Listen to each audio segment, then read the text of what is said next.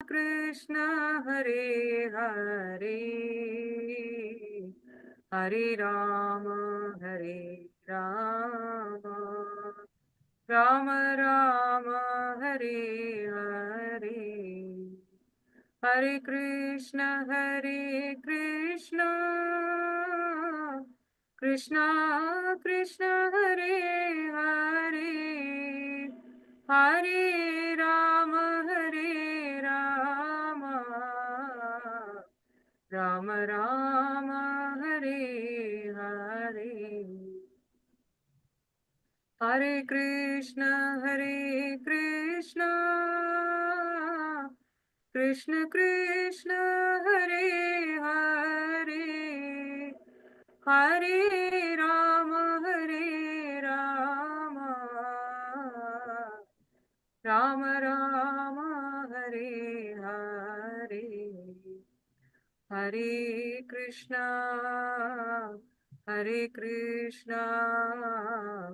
कृष्ण कृष्ण हरे हरे हरे राम राम राम हरे हरे श्रील प्रभुपाद की जय। श्रील हरिदास ठाकुर की जय। हरिनाम संकीर्तन की जय। जय राधा माधवा जय कुंज बिहारी जय गोपी जनवल्लभा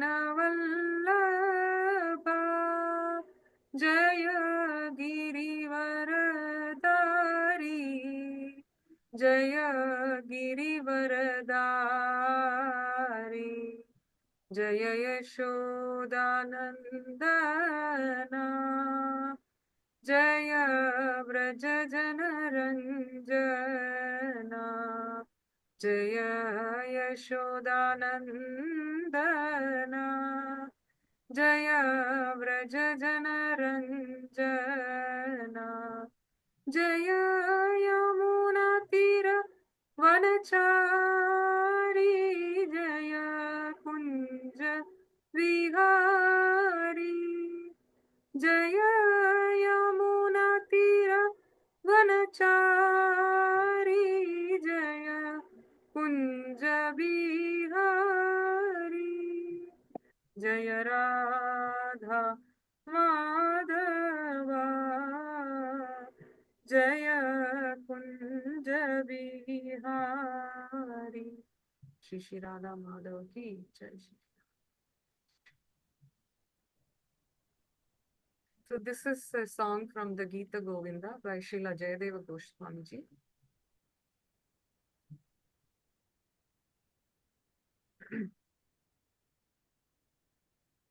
चंदन चर्चित नीलकलेवर पीतवसन वनमाली चंदन चर्चित नीलकलेवर पीतवसन वनमाली केली चलन्मणि कुण्डल मंडित गण्डयुग स्मितशाली केली चलन्मणि कुण्डल मंडित गण्डयुग स्मितशाली हरिरिह मुग्धवधूनिकरे विलासिनी विलासती केली परे हरिरिह मुग्ध वधूनिकरे विलासिनी विलसिती केली परे पीन पयोधर बारबरेण हरिं परिरम्य सरागम् गोपवधूरनु गायति काचित् उदञ्चित परमरागम् हरिरिह मुग्धवधू निकरे विलासिनी विलासति केलिपरे कापि विलास विलोल विलोचन केलन जनित मनोजम् ध्यायति मुग्धवधूरधिकम् मधुसूदनवदन सरोजम् मधुसूदनवदन सरोजम् हरिरिह मुग्धवधूनिकरे विलासिनि विलासति केलिपरे कपि कपोलतले मिलितलपीतुं किमपि श्रुतिमूले चारुकुकुम्बनितं भवति दयितं पुलकैरनुकूले दयितं पुलकैरनुकूले हरिरिह मुक्तवधू निकरे विलासिनि विलासति केलिपरे केलिकलाकुटुकेन चकाचित् अमुं यमुना जलकूले मञ्जुळ कुञ्जगतं विचकर्षकरेण दुकूले विचकर्षकरेण दुकूले हरिरिह मुक्तवधू निकरे विलासिनि विलासति केलिपरे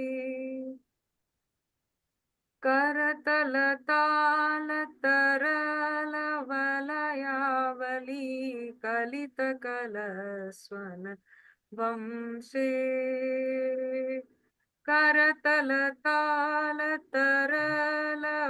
करतलतालतरलवलयावली कलितकलस्वन वंशे रासरसे सहनृत्यपरा हरिण युवती प्रशंसे रासरसे सहनृत्यपरा हरिण युवती प्रशंसे हरिरिह मुक्तवधू निकरे विलासिनि विलासति केलिपरे श्लिष्यति कामपि चुम्बति कामपि कामपि रमयति रामम् पश्यति सस्मितचारुतराम् अपराम् अनुगच्छति वामाम् अपरमनुगच्छति वामाम् हरिरिह मुक्तवधू निकरे विलासिनि विलासति केलिपरे श्रीजयदेव वर्णितम् इदम् अद्भुत केशव केलिरहस्यम् श्रीजयदेव वर्णितमिदम् अद्भुत केशव केलिरहस्यम् वृन्दावन विपिने ललितम् वितनोतु शुभानि यशस्यम् वृन्दावन विपिने ललितम् वितनोतु शुभानि यशस्यम् हरिरिह मुक्तवधू निकरे विलासिनी विलासति केली परे विलासिनी विलासति केली परे. The translation: Lord Krishna wears yellow garments, and his lovely dark complexioned body is decorated with sandalwood paste. While he enjoys loving pastimes with his gopis, his jewel earrings dance over his cheeks as he smiles at them. Look, Radhe, look at Krishna's loving and divine Leela with all of his surrendered gopis. One beautiful gopi lovingly smacks Krishna with the heavy weight of her devotion. Then she sings to him from the fifth scale at a higher octave. One charmed gopi fixes her love-filled gaze upon Krishna's Mukharavind. Aho, her playful, batting eyes light become lamps of love for Krishna's heart. A gopi attempts to whisper something to Krishna's ear, but ends up kissing his cheek. One haughty gopi grabs hold of Krishna's garments to playfully pull him into a solitary location besides the Yamuna. Another gopi is dancing with the rasa with Krishna. As he plays the flute, she claps her hands, making her bracelets sweetly tinkle in time with the music. Seeing her skill, Krishna praises. Krishna embraces a gopi, kisses another, and associates with someone else. Then he eagerly smiles to attract another gopi with his vulnerable eyes. However, noticing a resisting damsel who is even more beautiful, he begins pursuing her. O reader, let Jayadeva's description of Sri Keshava's amazing and secret Vrindavana Premakeli bring good fortune to you. Thank you. Srila Jayadev Goswami ji ki jai. Srila Prabhupada ki jai. Thank you, Hare Krishna.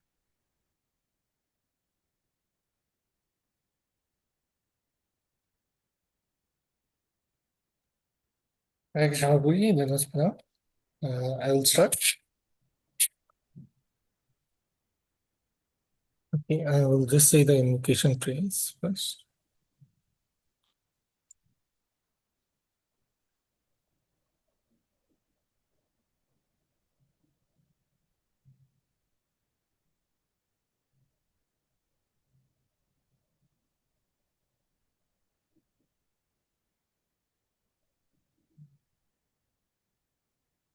Give me 1 minute.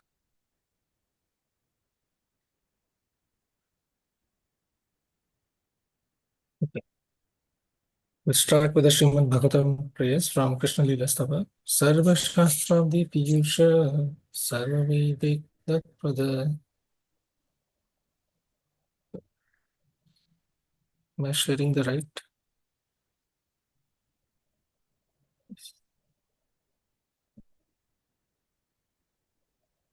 सर्वभागवत सर्वसिद्धान्तरत्नाद्य सर्वलोकैर्द्रक्पद सर्वभागवत प्राण श्रीमद्भागवत प्रभु कलिध्वान्तोदित्यादित्य श्रीकृष्ण परिवर्तित.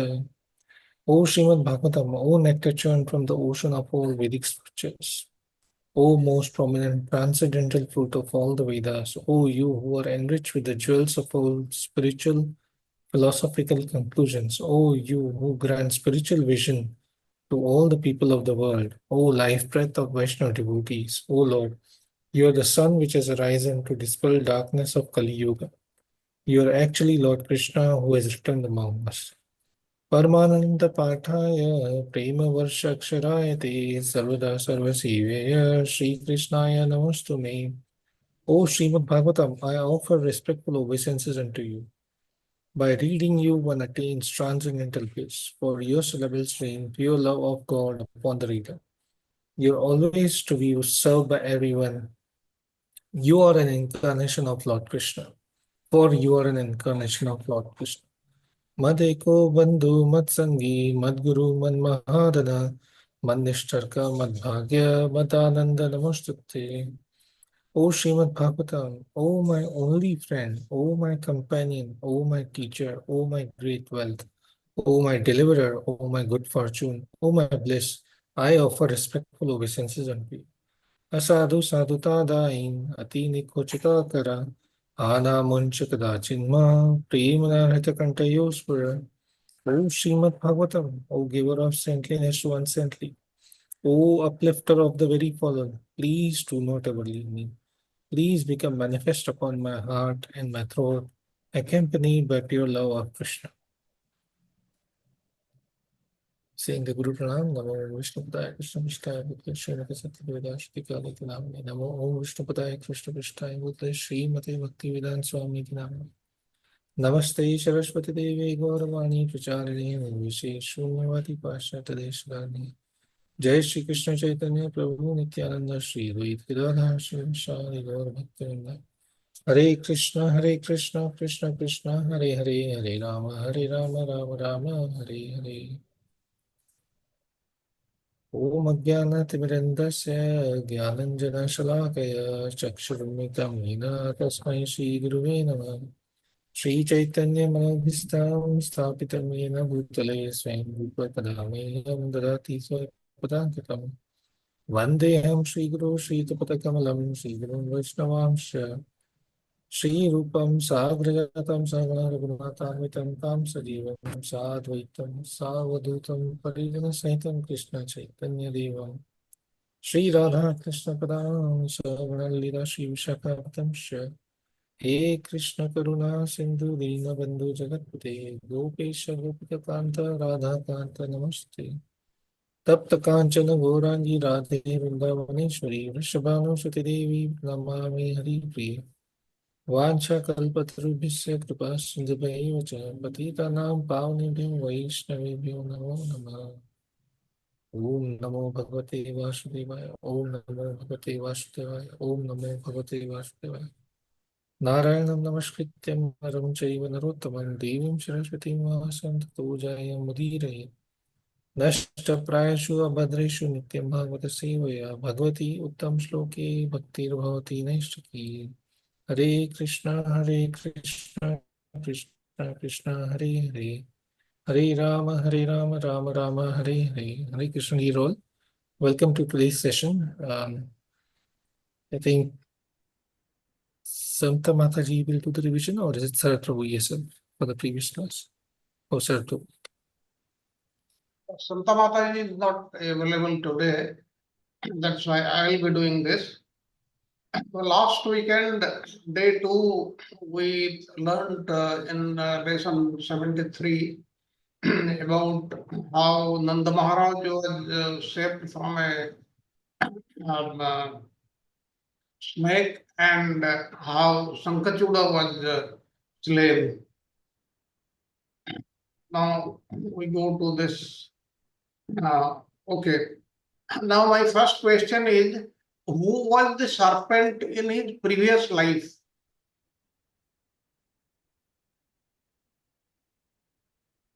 Prabhu, Prabhuji, Yes. serpent Vidyadharan. He became Vidyadhara. Okay, and what was his name? Sudarshan. Sudarsana. And who was Sankachuda?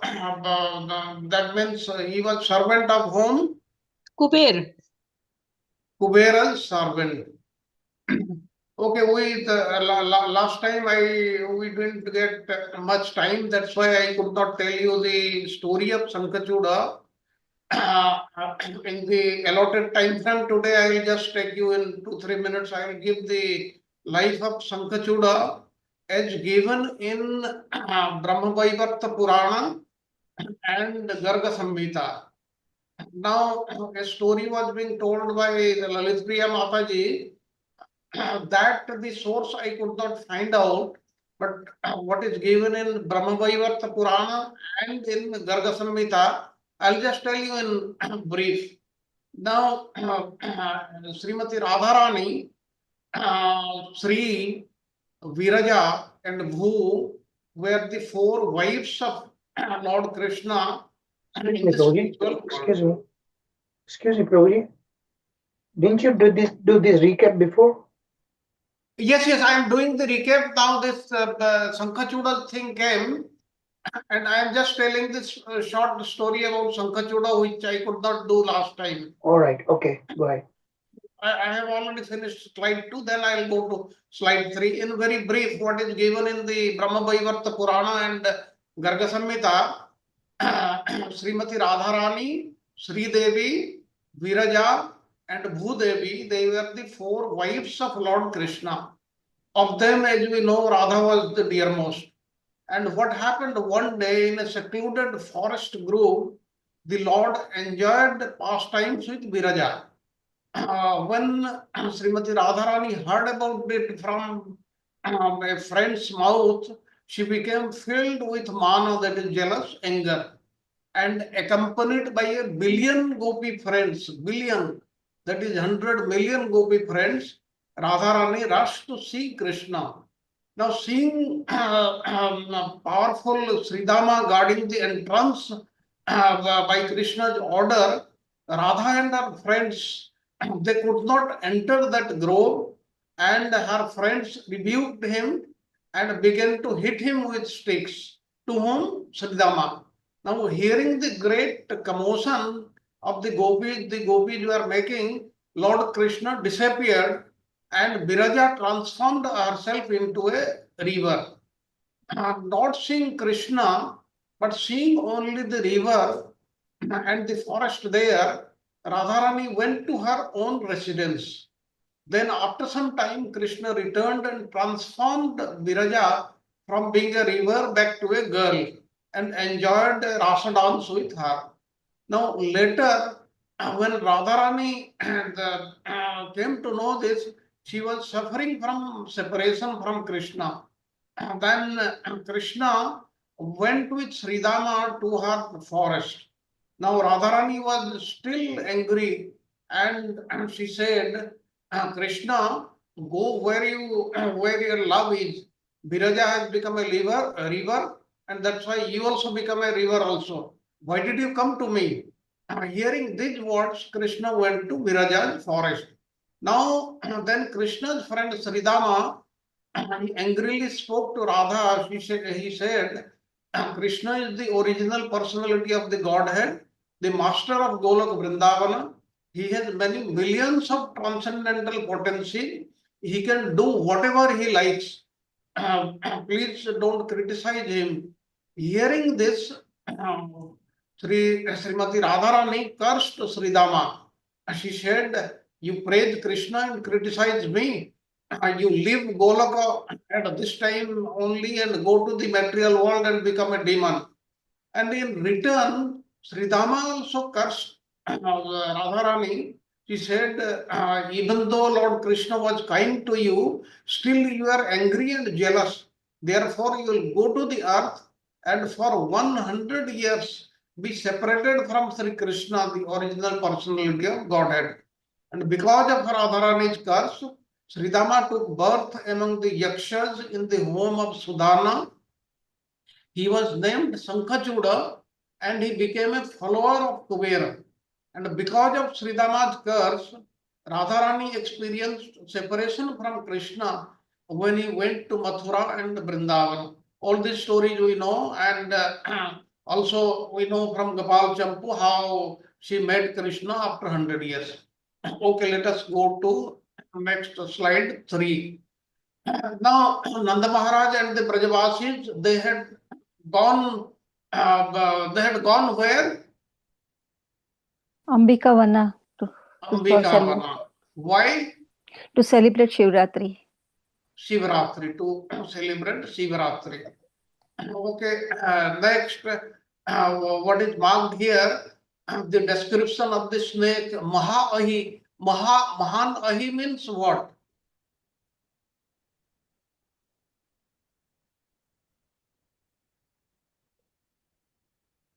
Mahan means what? Ahi means what?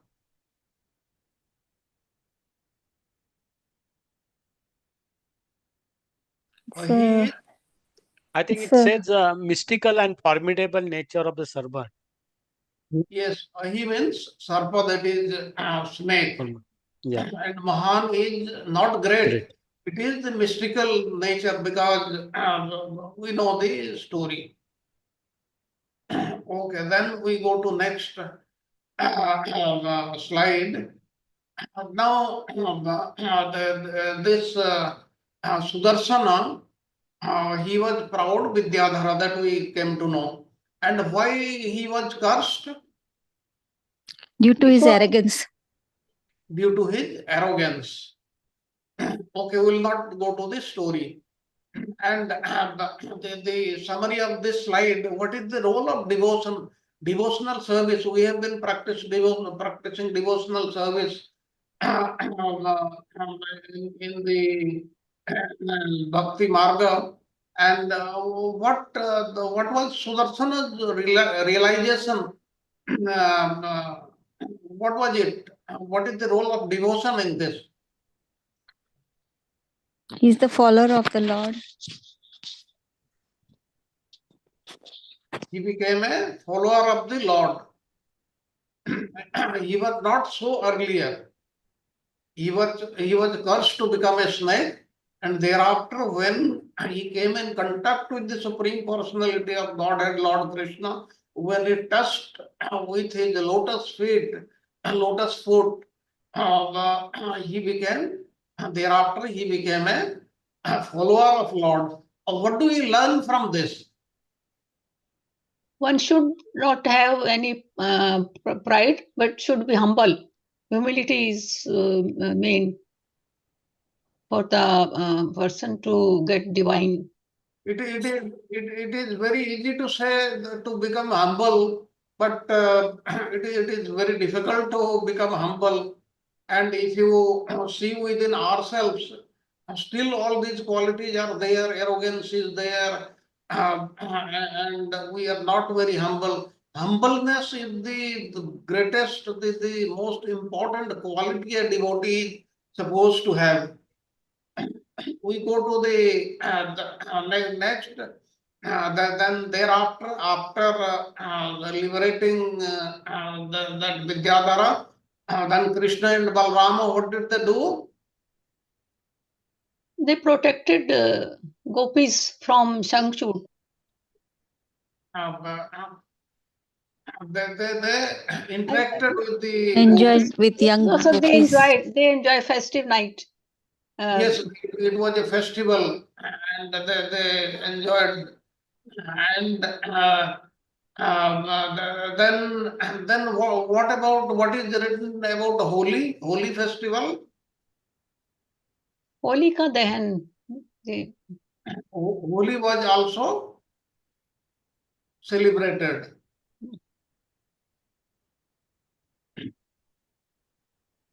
Okay, what is the spiritual significance of love, devotion, and their connection between the divine and the that is the Supreme Lord and the human beings in the material world? It's the celebration of joy, beauty, and transcendental bond, which exists in the realms of devotion.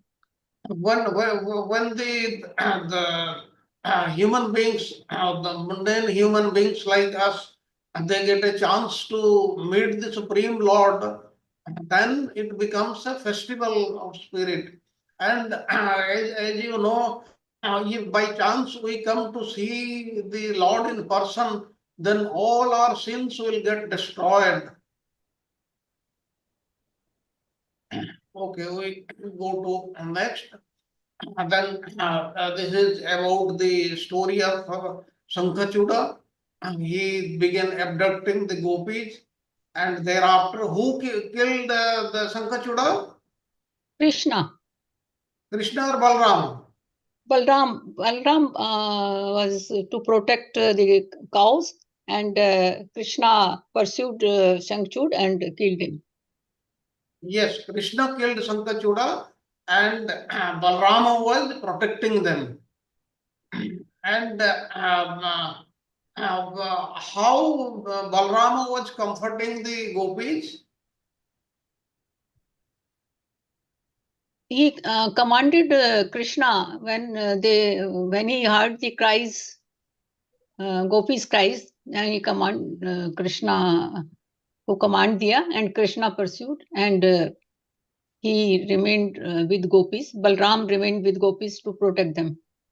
And why Krishna and Balram, both of them did not run after the demon, and why only Krishna was sent by Balrama? Because Balram was to protect cows and as well as other gopis.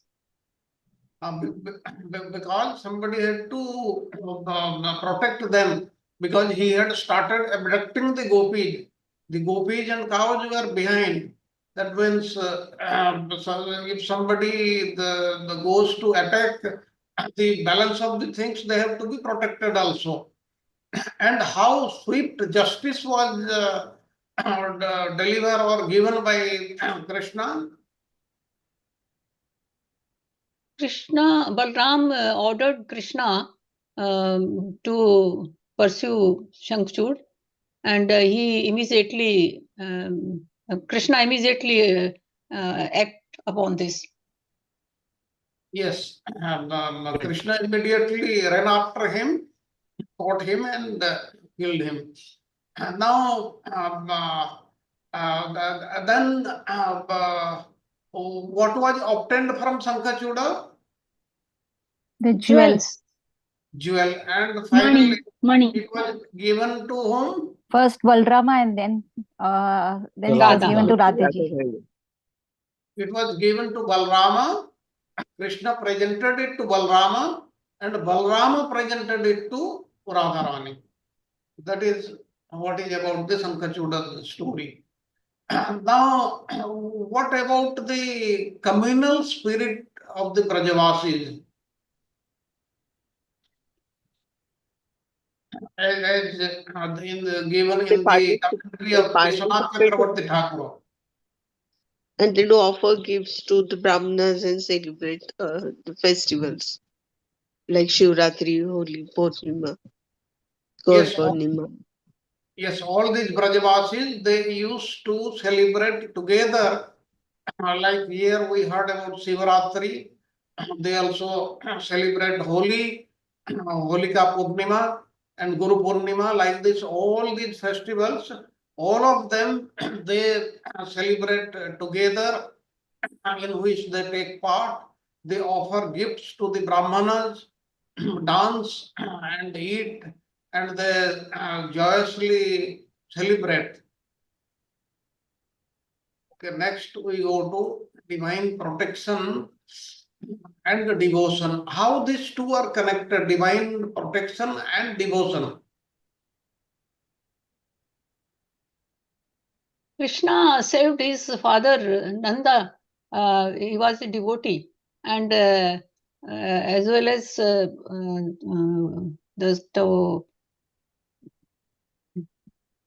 gopis also was saved. Whether it was Nanda Maharaj or the gopis, they were all great devotees of the Supreme Lord. And if you are a devotee, then the divine protection, divine intervention automatically comes. That means if we become pure devotees of the Supreme Lord, we are totally dependent on Him. Dependent on Him means we do not ask anything from Him, then He will protect us. He will intervene in any trouble if we are in trouble. That is what is understood.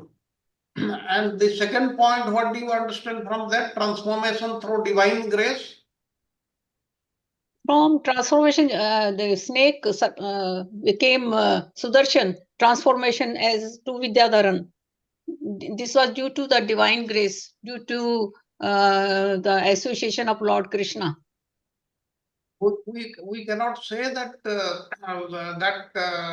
Sudarsana, he had done some good work. That's why Krishna came and touched in his foot. It was because Krishna showed his grace, showed his mercy.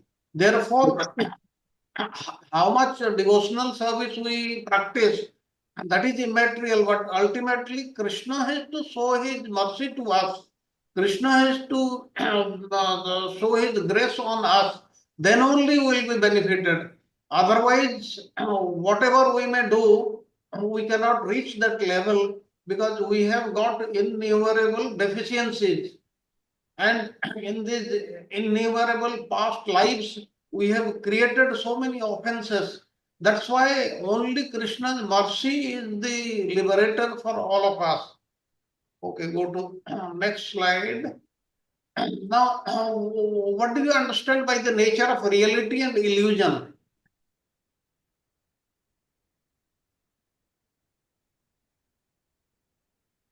true nature may be different. By ignorance, it changes the past actions, and external appearance can be deceptive. Yes, external appearance can be deceptive, and material world is real but Temporary. temporary. But what the Mayavadi they say, Brahma Satya Jagat Mithya. Mithya. Material world is Mithya, means not real. It is not correct. It is real, but it is temporary in nature. After some time, it will end. Then what do you understand by the dynamics of love and relationship? Krishna was there, Balrama was there, the gopis were there, Nanda Baba was there. We heard all this about all these in these stories. What is very specific which comes out from the commentary of the Acharya? It shows Together, the connection between the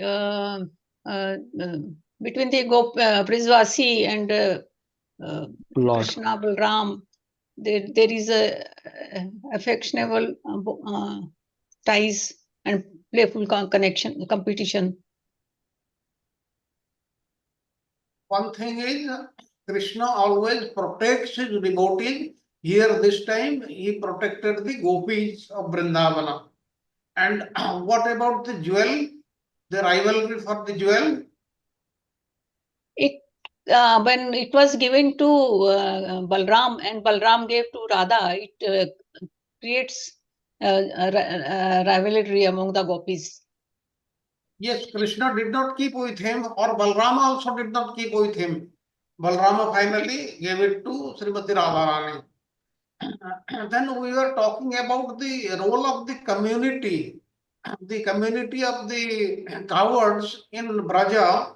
What is their role in spiritual practice? The collective participation of all the Brijvasis in all the rituals, and they offers gifts to Brahmanas and celebrate festivals. This shows That means all together, all of us should together worship the Supreme Lord and enjoy the celebration, not individually, but as a community, as a group. This is very important. And the what is the power of music and art in spiritual experience? Does it have any significance? Music and art? Yes, Prabhuji. It invokes the emotions. It invokes our spiritual emotions and increase our longing towards Lord. Yes, and as we know, during the Rasa dance, the gopis, they used to faint hearing the melodies of the flute, melodies of the music which was there. Any other thing anybody wants to ask? Okay, Prabhuji, I have finished. Great, Sean. Thank you so much, Wu. And thank you all, as always, for participating actively. Wonderful revision. So let's start today's session. Let me share Prabhuji's slide. Okay, I hope all of you can see. So today we will do, we are doing lesson 74, which is chapter 35. It consists of 26 verses and they are called as Yugal Gita. Yugal means dual. So these are the songs that gopis sing when Lord Krishna is going to the forest during the day and they feel the pang of separation. So each of these verses are sang in a duet, like two verses combine a pair and deliver one point or one particular message. And I think Archana Mataji might or Santa Mataji will be singing for these verses for us tomorrow. So thank you so much for arranging for that. Coming to this chapter, Again, this is the daily routine of the Vrajvasis. Everything is centered around Krishna. There is a early morning as Lord Krishna wakes up and gets ready. Um, Mother Yashoda prepares him to go to the forest. These are all Gwalas, so they take care of the cow, right? And Lord Krishna, for him, cows are very dear. All devotees, Brajvasis are dear to him, and so are cows. So he takes the cows in the forest to tend, and then throughout the day, what he does, and how do the Brajvasis feel, especially the gopis and Mother Yashoda, how do they feel until the time he comes back? And when he is in the forest, um, how is he dressed? How does he go around? How does he play his Venu? There is a very elaborate description of that as well. And then there is a mention of how this whole singing or how this whole Venu Geet, the playing of the flute, impacts different personalities, right? From the topmost, the demigods, goddesses, to the living beings of the forest, and also some so-called non-living or unconscious being as well. So that's how the whole chapter is. This is a very beautiful set of verses. So it's in 3 sections, as Prabhuji has put together. The first 11 verses, they describe the emotional state of the gopis, their intense longing for Krishna, and the ecstatic effect of his flute on all the beings, both moving and non-moving in Vrindavan. So the gopis, they start experiencing or thinking about separation of the Lord as going to the forest. So that ecstasy, they have spent the whole night with the Lord, the gopis specifically in the night pastime, and now it's unbearable for them to see Krishna go. Then verses 12 to 19, profound connection between Krishna and the natural world, as well as the deep emotions experienced by the gopis. So now Krishna is away from this side. The Vipralambha Bhav is awakened within the gopis and also Mother Yashoda and the Vrajvasis. But now Krishna is in the forest. All the beings within the forest are in ecstasy and happy. So we'll see how Krishna starts playing the flute. There is a very good description, and there are commentaries by our Acharya. And what is the impact? The last section is deep emotional connection between Krishna and gopis, as well as Mother Yashoda's concern for his son. So the last verses are Mother Yashoda getting very, very anxious or in anxiety that why has my son not returned? And then the gopis, throughout the day, they feel the pang of separation, and towards the evening, they go into Mother Yashoda's house by one or another reason, and they start conversation with Mother Yashoda, and then they also see Mother Yashoda in deep anxiety. So how do they console her? That will go through. And it's very like very wonderful and playful way this whole thing is there. When you read this chapter or listen from or go through the slides and listen from the devotees and experienced acharyas or exalted devotees, it will really transform you into the visuals of the Vraj Leela in the mind. So with that background, let's go ahead. We'll first cover the first section, verses 1 to 11, the deep emotional states of gopis, their intense longing for Krishna, and the effects of ecstatic effects of Krishna's flute on all beings, both moving and non-moving.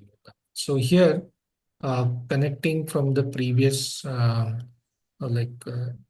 the chapter which Sharad Prabhu just completed, there also he mentioned about the greatness and the qualities of Krishna, how he liberates this two demons.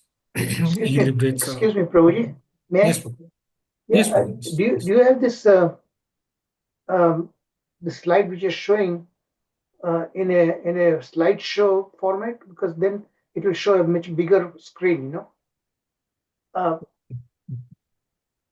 Sure, Are Prabhu.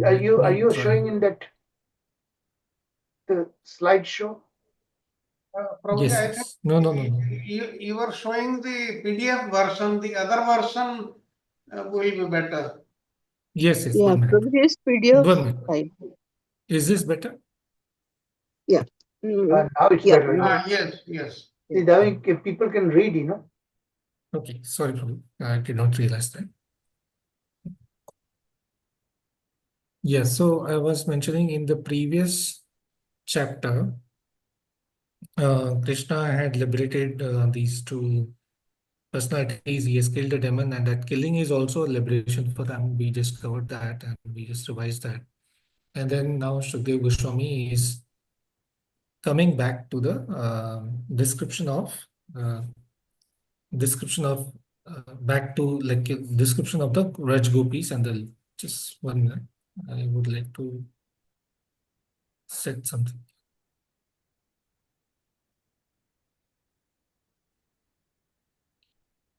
Yes, so I will just read the first verse and then we'll come back. So here, first verse, Dev Goswami says, whenever Krishna went to the forest, the mind of gopis would run after him. And thus the young girls sadly spent their days singing of his pastime.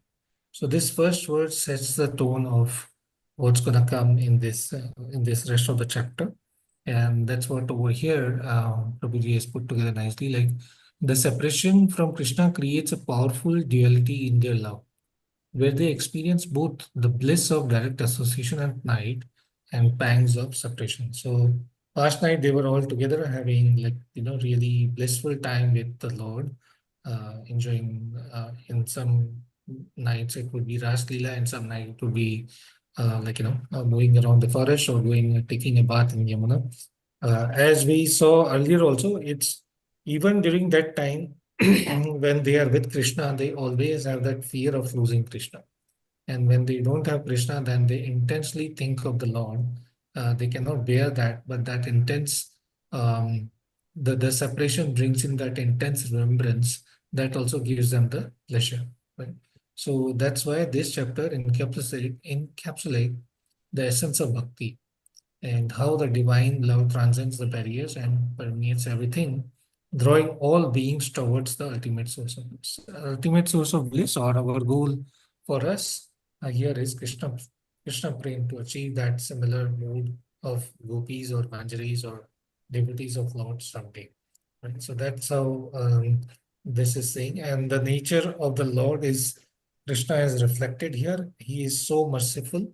He wants all of us.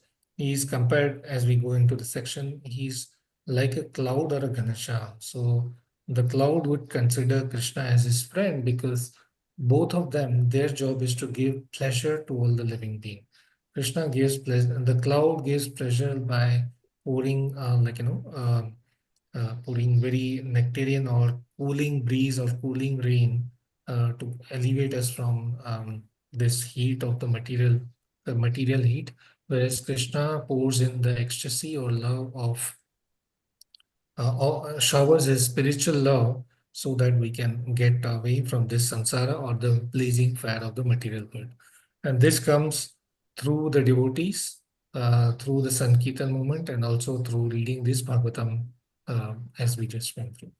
So now, verse 1, here Shukdev Goswami sets the tone.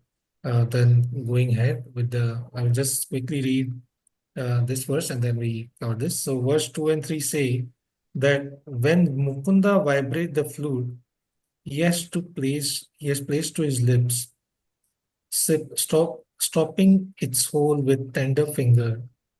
He rests his left cheek on the left arm and makes his eyebrows dance. At that time, the demigoddesses traveling in the sky with their husbands, the Siddhas, become amazed. As those ladies listen, they are embarrassed to find their minds yielding in pursuit of lusty desire. And in their distress, they are unaware that the belts of their garments are loosening. O girls, this son of Nanda who gives joy to the distress bears steady lightning on his chest and has a smile like a jeweled necklace. Now please hear something wonderful. When he vibrates his flute, Raja's bull, deer, and cow, standing in the groups at the great distance, are all captivated by the sound, and they stop chewing the food in their mouths and cock their ears. Stunned, they appear as if asleep or figures like painting. So this is now mentioning the impact of the flute of the Lord. So let's go to these highlights.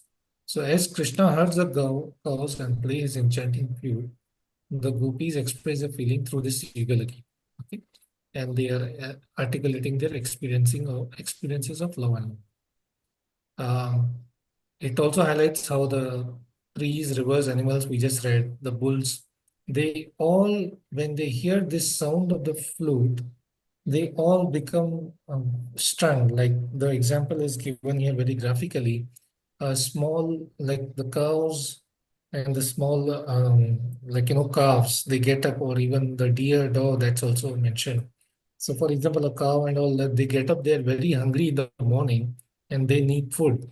They start chewing the food, but they just become stunned. The whole food is stuck in their mouth. They are neither chewing nor gulping, but just the time when the sound of the flute of Krishna enter the ear, they are just frozen and they are in a different realm.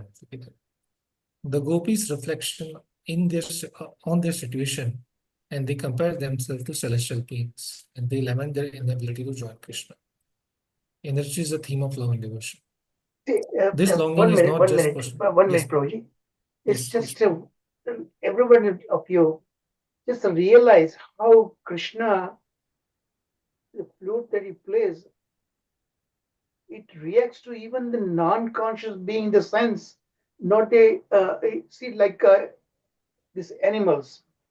Normally, when you play some sound, they don't react at all. But Krishna's flute, uh, they realize that, and feeling comes out of it. The trees, completely non-moving entities, they react. They move their branches as if they're, you know, uh, bending down to Krishna's flute and everything like that.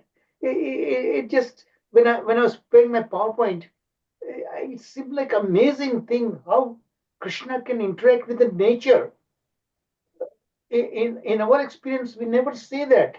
No matter how music and everything play, you don't see that. So there is the difference between we and Krishna, how we interact with the nature. Nature itself participate in Krishna's Leela pastimes. That was really amazing thing when I was preparing this thing. I was just amazed by that. How this lower conscious being, living entities, they react as if there is like a humans reacting. Haribol, go ahead, Prabhuji. yes, Prabhu, yes. There's a lot more, and it's really wonderful. Yeah. Thanks for highlighting that point, that how the divine song of Krishna, how he interacts with uh, conscious and lower conscious, so-called lower conscious, we can say, because in Vrindavan everyone is devoted. But yeah, wonderful point here, Prabhu. Thank you for that. So then there is so here there is one important point. Let's spend a bit of time on the impact to the demigoddess, the denizens of heaven and their husbands. So it is wonderfully mentioned in the purports by Prabhupada, his devotees, and also Vishwanath Chakravarti Thakur. So what happens is, when Krishna is entering the forest, the denizens of the heaven, means the demigods and their wives, they have their viman or airplane ready. They immediately come to know, and they quickly come out. And when Krishna is playing the flute, they understand. So they come out very quickly. And then when they see that, the impact on demigods is they completely become absorbed. Not just that, this whole flute invokes the desires of, being enjoyed by Krishna. I would call it transcendental lust or love. So that invokes that. By the way, one thing, is my voice okay? Am I heard? Yeah, we Is there can any hear you very background? clearly. I Okay, can hear you thank you. clearly. Thank you, Prabhu. So that invokes, and then their husbands. Now these wives, they think, oh, uh, at one point they are enjoying this, and on other hand they also feel a bit awkward, because their husbands, what would they think? Because they are very chaste wife, and they are like from the higher realm, the demigod. But the husbands, when they hear this flute song, it also invokes that uh, feeling of being feminine or gopi and being enjoyed by Krishna. So they also feel a bit awkward that I am also being invoked in a lusty way towards a male Krishna. What would my wife think? So that is the impact. But in the end, because this is all spiritual attraction, this is transcendental and this is beyond the modes of material nature. So now this is the impact to the denizens of the higher realms of the heavenly, the demigods, the Gandharvas, and all, and their wives. Now, looking at that again, the gopis' reflection that look, even the denizens who are so chaste, they become attracted. Then what is our fault? Right? So we are also attracted. We are very simple women from the village. We are not complicated like them and all, but still we are attracted. And it is so difficult for us. Look, it is so easy for them. They come with their husband, they can see anytime. For us, like this is a whole setting that Vishwanath Chakravarti Thakur explains that like in the village, it's not so free, right? Uh, it's a very sort of situation that girl and boy would not even talk freely or openly. So they have to look with this, क्या बोलते हैं वो, तिरछीनess देखना पड़ता है. And still their husband would come to know and they would yell at them. So it is so difficult for us even to take a darshan of Krishna directly, whereas these demigods and they are so fortunate. So there are two things here. One is the impact of Krishna's flute on all different beings, and then how gopis react to that. Every person they see the impact, they will feel, oh, we are so unfortunate, whereas they are so fortunate. So that brings a feel of more the lolium or greed we must have in the service to have the service and the darshan. Right?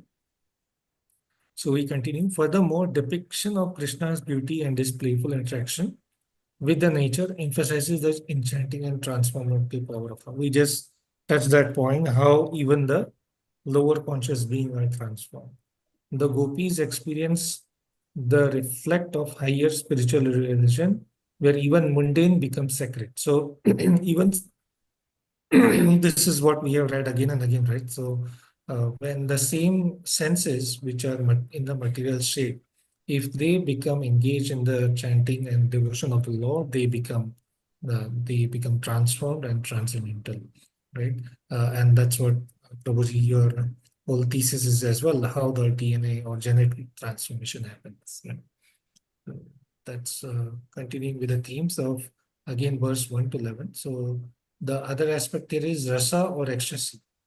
So the concept of rasa as expressed through the gopis, they illustrate the idea that love for divine is form of ecstatic experience. And I think throughout our journey, we would have also experienced as well when suppose there is a day when we have done very good and absorbed chanting with attention and love, we have that ecstatic experience. I think all of us would have felt, or when we are in a kirtan and it's going well, or we hear a wonderful class, or just by reading Bhagavatam. So even at my level, if I experience that, imagine the level of ecstasy gopis and those who hear this flute song directly from Krishna.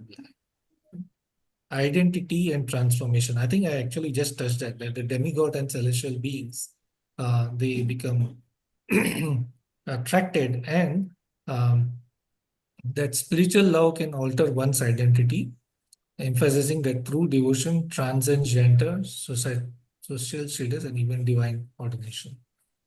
This reflects a philosophical understanding, fluidity of identity in pursuit of divine. As in all of us, our real identity is our spiritual, that we are part and parcel of the Lord, and actually we are His energy, as we have heard many times. Like He's the energetic, and we are the energy, and we are that madhyam or the partial. We can go here or there. We can be with Krishna or be in Maya. So in that sense, we are all feminine, whatever our body is, and we are the energy of the Lord, and that's how being in that union with Him is what our true nature lies. The role of music and sound, this is so important, and that's why there is so much importance our parampara, our acharyas give to this sound vibration, right? So personally, my experience when we go out to the yatra and we go around, there is a special care that is taken that all the musical instrument and all the musical paraphernalia that is working perfect, and there is a backup of the people as well, right? So in one instance, we were in Kolkata and one of the speakers was not working at the good quality. So then our leader came in, no. Our whole parampara is on the basis of the sound vibration. And that has to be very clear and perfect. So whatever you need, you go and make the arrangement. So midnight, we were all running because we had to arrange for wires and battery. And then when the sound vibration were good, we could then next day go for the. So just sharing that uh, even how our acharyas they give this importance to the sound vibration. And as we read through this whole Maha mantra, Hare Krishna, Krishna Krishna, Hare Ram, Hare Ram, Ram, Hare. I've read many times, and you would have heard from Srila Prabhupada, is not from this material world. It's coming from the divine, right? So back to the chapter, Krishna's flute music, it serves as a powerful symbol of divine attraction and ability of the sound to transcend physical boundaries. So here it's the flute which is the sound of the Lord. Someday we will all be fortunate to hear that directly as well, but at least for me, another way. Some time to go, but let's have faith in the mercy of our acharyas. They will bless us. That will soon, probably end of this lifetime, right? Let's say, hopefully and surely by end of this lifetime, not by our will, but definitely by their mercy. There is a we can, of course, like in the end we are like great grandsons, right, of Srila Prabhupada and Bhakti Vinod Thakur. So they will give us more mercy in that. And so much like Prabhuji is doing so much wonderful, and we are also together trying to read this. So I think we will get that. Let's be positive. So the philosophical significance here lies in the idea that sound can evoke deep emotional and spiritual responses. And that's why there is always this emphasis on Shravanam Kirtan, right? So listening, hearing, that there's so much in this. So connecting individual to divine essence. Then the next theme here is social commentary. Okay. So again, the gopis, as we have read so many times, they are actually wife of someone. That of course is Maya, but they leave all the society norms and expectation, and they go to Krishna. So even Krishna says that Sarva Dhamma Parityajya Mama Ekam Sharanam Raja. But still we might not be comfortable. So that's why Krishna says, Masucha, that don't worry, I will take care. But we just don't have that faith. We still are attached to so many things. But one day for sure, like gopis and their disciples, we will be fully engaged. Definitely, like, I have confidence if I keep reading this, if I keep attending this, then Lord will be merciful. So that's the overall thematic highlights of this chapter. They illustrate the depth of devotion and also invite readers to explore the philosophical implications of love, identity, and nature of reality in context of spiritual. As in, as we go through, as we see the impact of divine impact of the Lord's, like this thing, actions, his beauty, specifically his flute playing, his role, we will also get attracted. Okay. There's also a mention here that, which I personally like very much, is about the trees which are fully laden.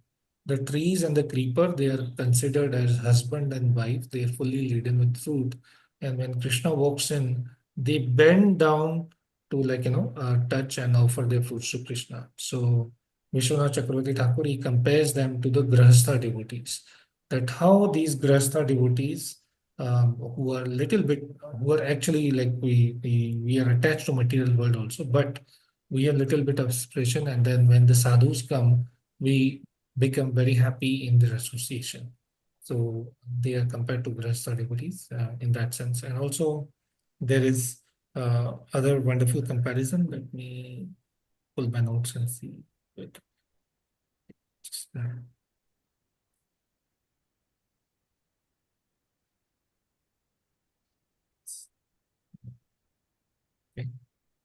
Yeah, and the other important which aspect within this 11 verses and the purport, the Vishwanath Chakravarti Thakur gave is about his three-band form.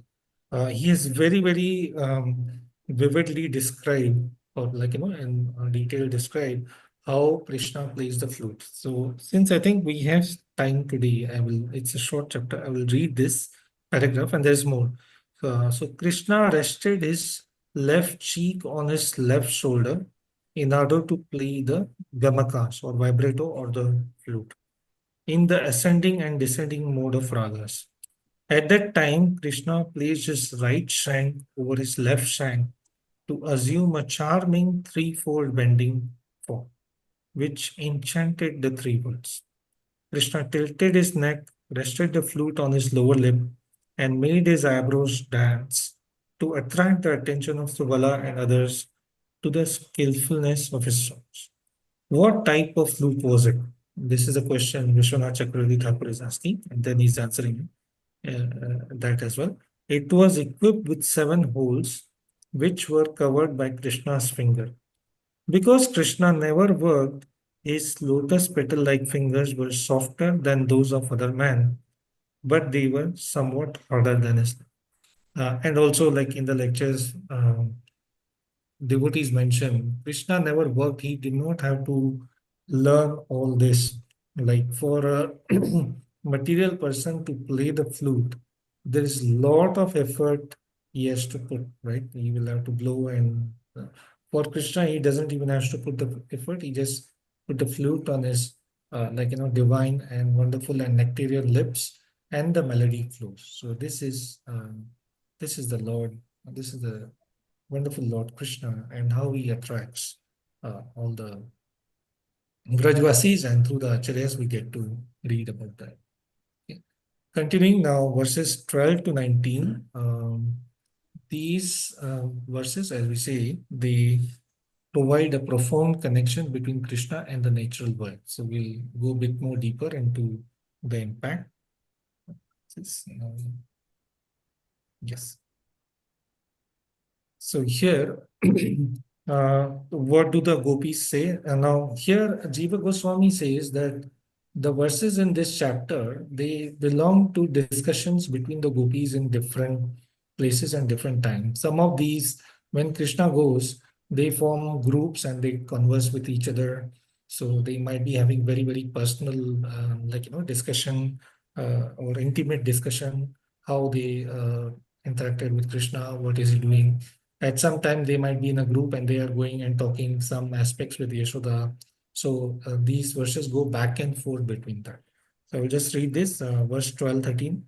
O goddess of Raja, when Krishna is enjoying himself with Balram on the mountain slope, playfully wearing a flower garland on top of his head, he engladdens all with the resonant vibration of his flute.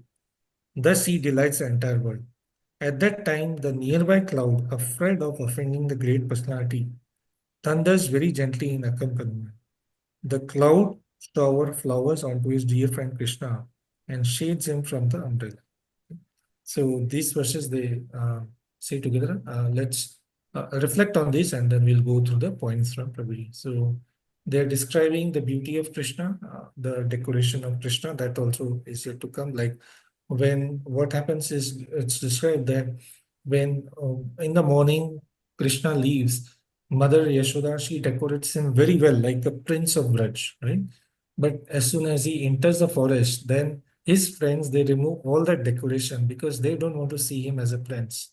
They want to see him as their own, colleague. So they make a wonderful decoration that's described here from the all the paraphernalia from the forest, like some red kumkum and all that. So they decorate him like a proper forest dweller or like the koala from and going in the forest.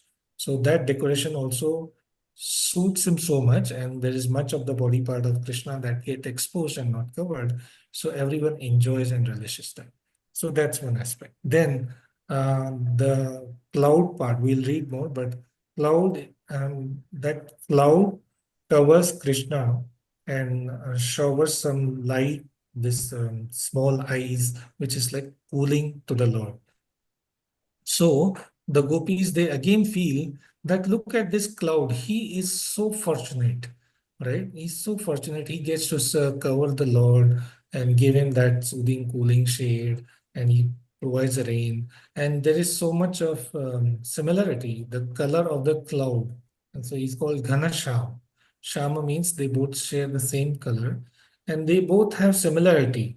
Like the cloud through his rains, as we saw, which is just as he gives a cooling effect to the world, whereas also Krishna, he gives cooling effect to the world by saving us from this material fire, sansara davan.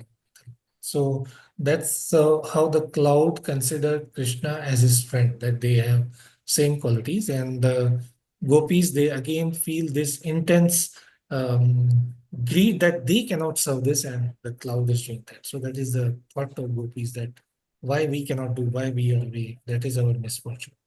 Okay, so that's the point of this. Now let's read through this.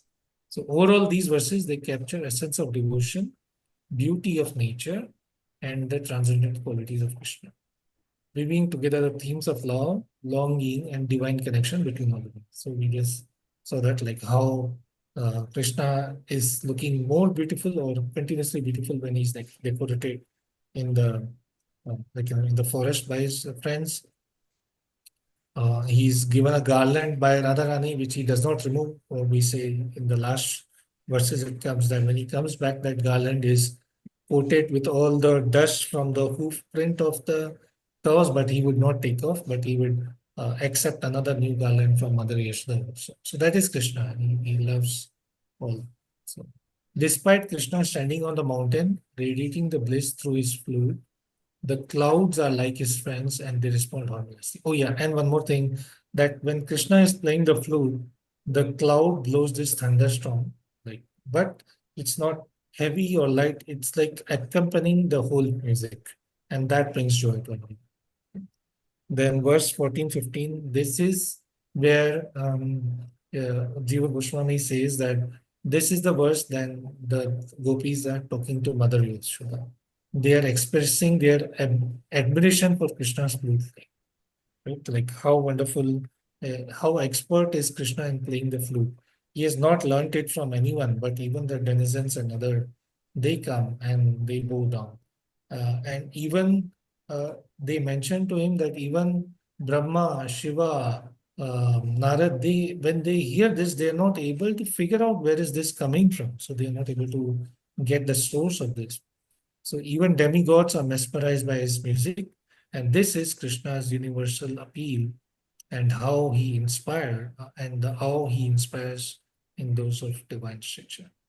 This reflects gopis' yearning and their understanding of Krishna's word, extraordinary nature. So how they come to know about this, that's not clear. Maybe they would have heard, they would have seen, but they know. And despite of all this, they see Krishna as their attachment to Krishna or love to Krishna is much more higher, and they see him as his own lover or paramour, and not like, uh, I mean, the Aishwarya Bhav does not cover that. Then 16, 17, they again mention the beauty of Krishna, of how when he moves. I think I would just read this verse. As Krishna strolls through Vraja, his lotus petal feet marking the ground with distinctive emblems of flag, thunderbolt, lotus, and elephant gold. He relieves the distress the ground feels from the cow hooves. As he plays his renowned flute, his body moves with grace of an elephant.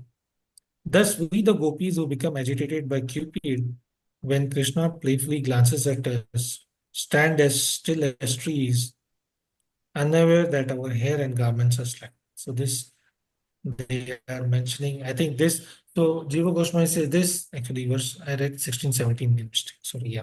So 14, 15 is to Mother Yashoda, how this verse, 14, 15 is with Mother Yashoda, how they are explaining to Mother Yashoda, how even demigods are mesmerized and they cannot figure out.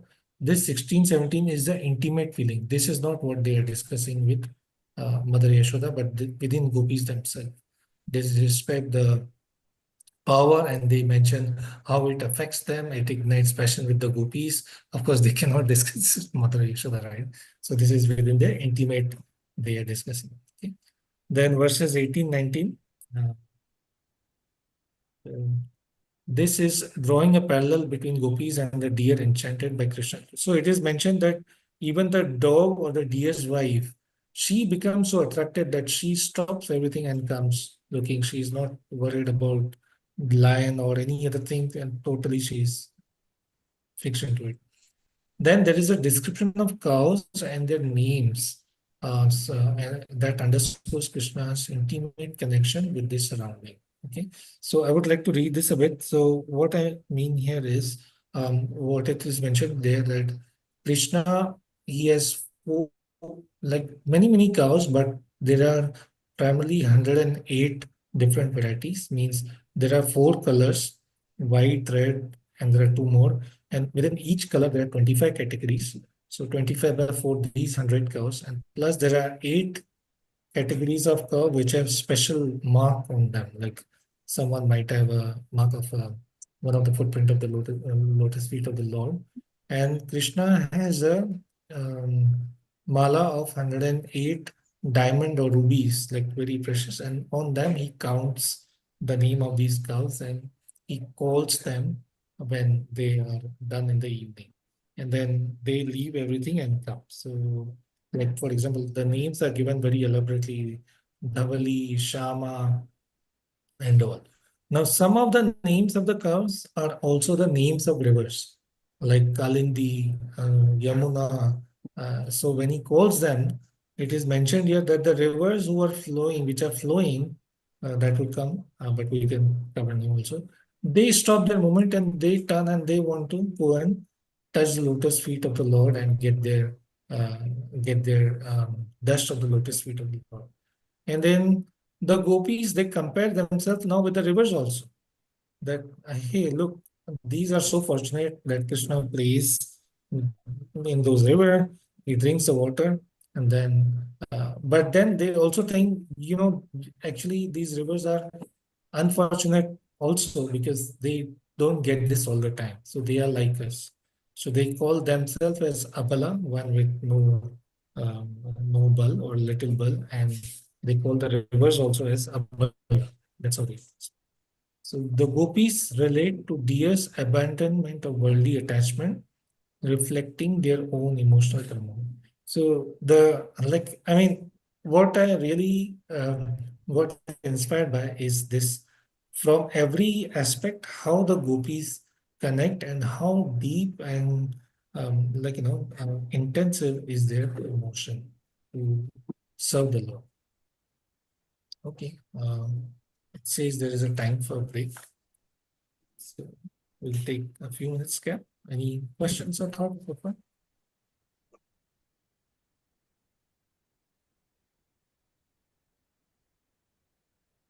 Hare Krishna. Am I audible? Hare Krishna Prabhu is so wonderful. It reminds the Venu Gita. Yes. So wonderful description. Start.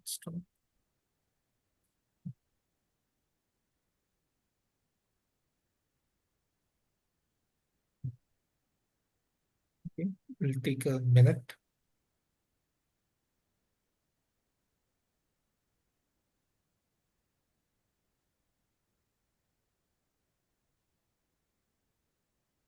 प्रभु जी आपने जो ये पढ़ा कि गायों के जो नाम है रिवर के भी ऐसे ही नाम है और रिवर थम जाती है, तो ये विश्वनाथ चक्रवर्ती ठाकुर जी की कमेंट्री से आपने पढ़ा प्रभु जी? हाँ, एक एक नाम, एक एक जो काव है, हर एक काव का नाम है, भगवान ने उसके सबको नाम दिया हुआ है. And there are so many millions of cows. Everyone has their own name, and Krishna used to pronounce that name through flute. And the cow, individual cow, they will respond. They would also understand that Krishna's flute is calling me like that. It's just really amazing, mind-blogging. So wonderful, Prabhu ji, really amazing. कितने देखो तो भगवान ने हमारे लिए भी नाम रखा होगा. सबका Yes. जितने सोल यस है प्रभु जी, यही मेरे दिमाग में यही ख्याल है कि भगवान अगर हमारा भी नाम ले लेंगे फ्लूट वो में। होगा, जरूर होगा उनके यस उन्हें प्रभु जी। अभी So it only thing shows we cannot personalized attention, no? we cannot because only Krishna desires things happen, you know, like that. तो वो कनेक्शन स्विच है ना, वो कृष्णा ऑन कर देते हैं, ऐसा होता है. तो ये जो नेचर के साथ जो भगवान क्रिएट करते हैं communication, that communication is there with us, and the bhakti is the language of that communication. Through bhakti we can connect with Krishna, you know that. And that our bodily senses react because all this genetic transformation takes place, turning on genes, turning off genes, like that. That is how we connect with the Supreme, you know.